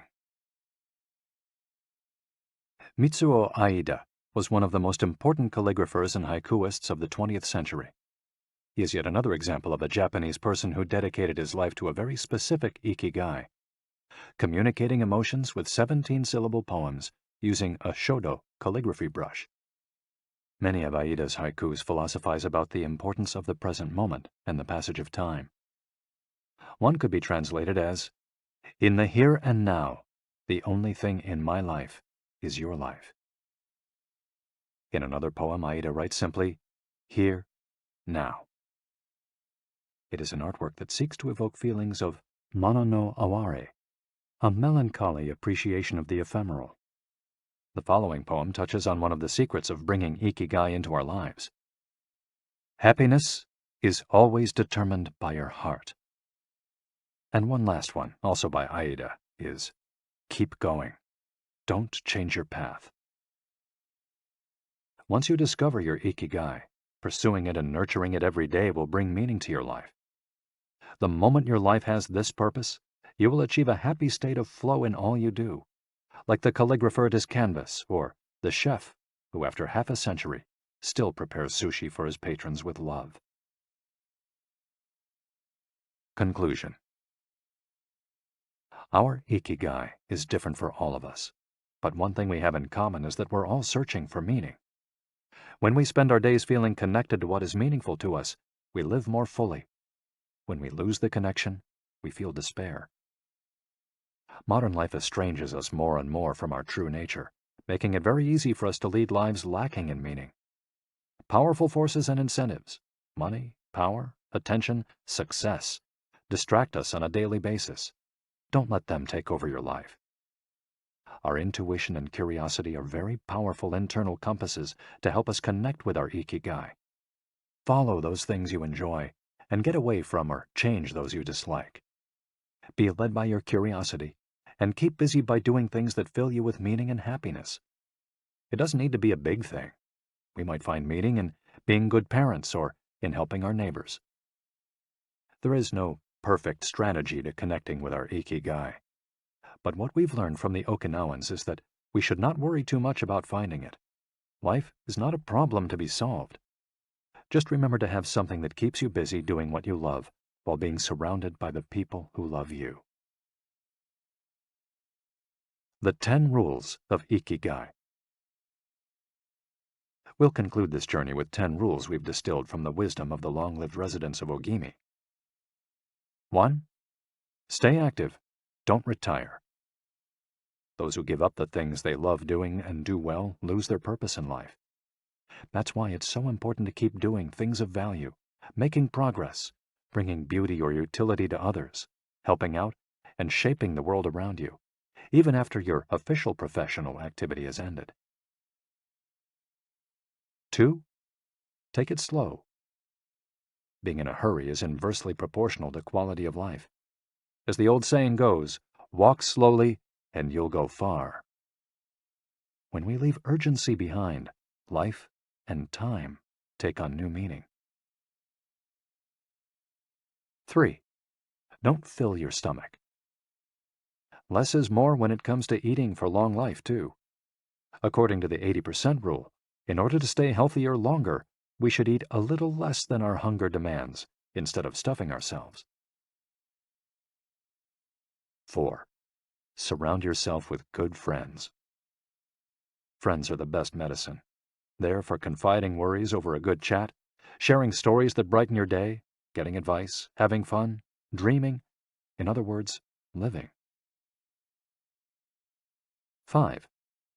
Get in shape for your next birthday. Water moves. It is at its best when it flows fresh and doesn't stagnate. The body you move through life in needs a bit of daily maintenance to keep it running for a long time. Plus, exercise releases hormones that make us feel happy. 6. Smile. A cheerful attitude is not only relaxing, it also helps make friends. It's good to recognize the things that aren't so great, but we should never forget what a privilege it is to be in the here and now, in a world so full of possibilities. 7. Reconnect with nature. Though most people live in cities these days, human beings are made to be part of the natural world. We should return to it often to recharge our batteries. 8. Give thanks. To your ancestors, to nature, which provides you with the air you breathe and the food you eat. To your friends and family, to everything that brightens your days and makes you feel lucky to be alive. Spend a moment every day giving thanks, and you'll watch your stockpile of happiness grow. 9. Live in the moment. Stop regretting the past and fearing the future. Today is all you have. Make the most of it. Make it worth remembering. 10. Follow your Ikigai. There is a passion inside you, a unique talent that gives meaning to your days and drives you to share the very best of yourself until the very end. If you don't know what your Ikigai is yet, as Viktor Frankl says, your mission is to discover it. The authors of this audiobook wish you a long, happy, and purposeful life. Thank you for joining us. Hector Garcia and Francesc Miralles. You've been listening to Ikigai, The Japanese Secret to a Long and Happy Life by Hector Garcia and Francesc Miralles, narrated by Walter Dixon. If you've enjoyed this audiobook and this performance, then please visit our website, gildanmedia.com. That's GILDANMEDIA.com. where you'll find a wide selection of titles in business and finance, personal development, psychology, and much, much more. And thank you for being a Gildan audio listener.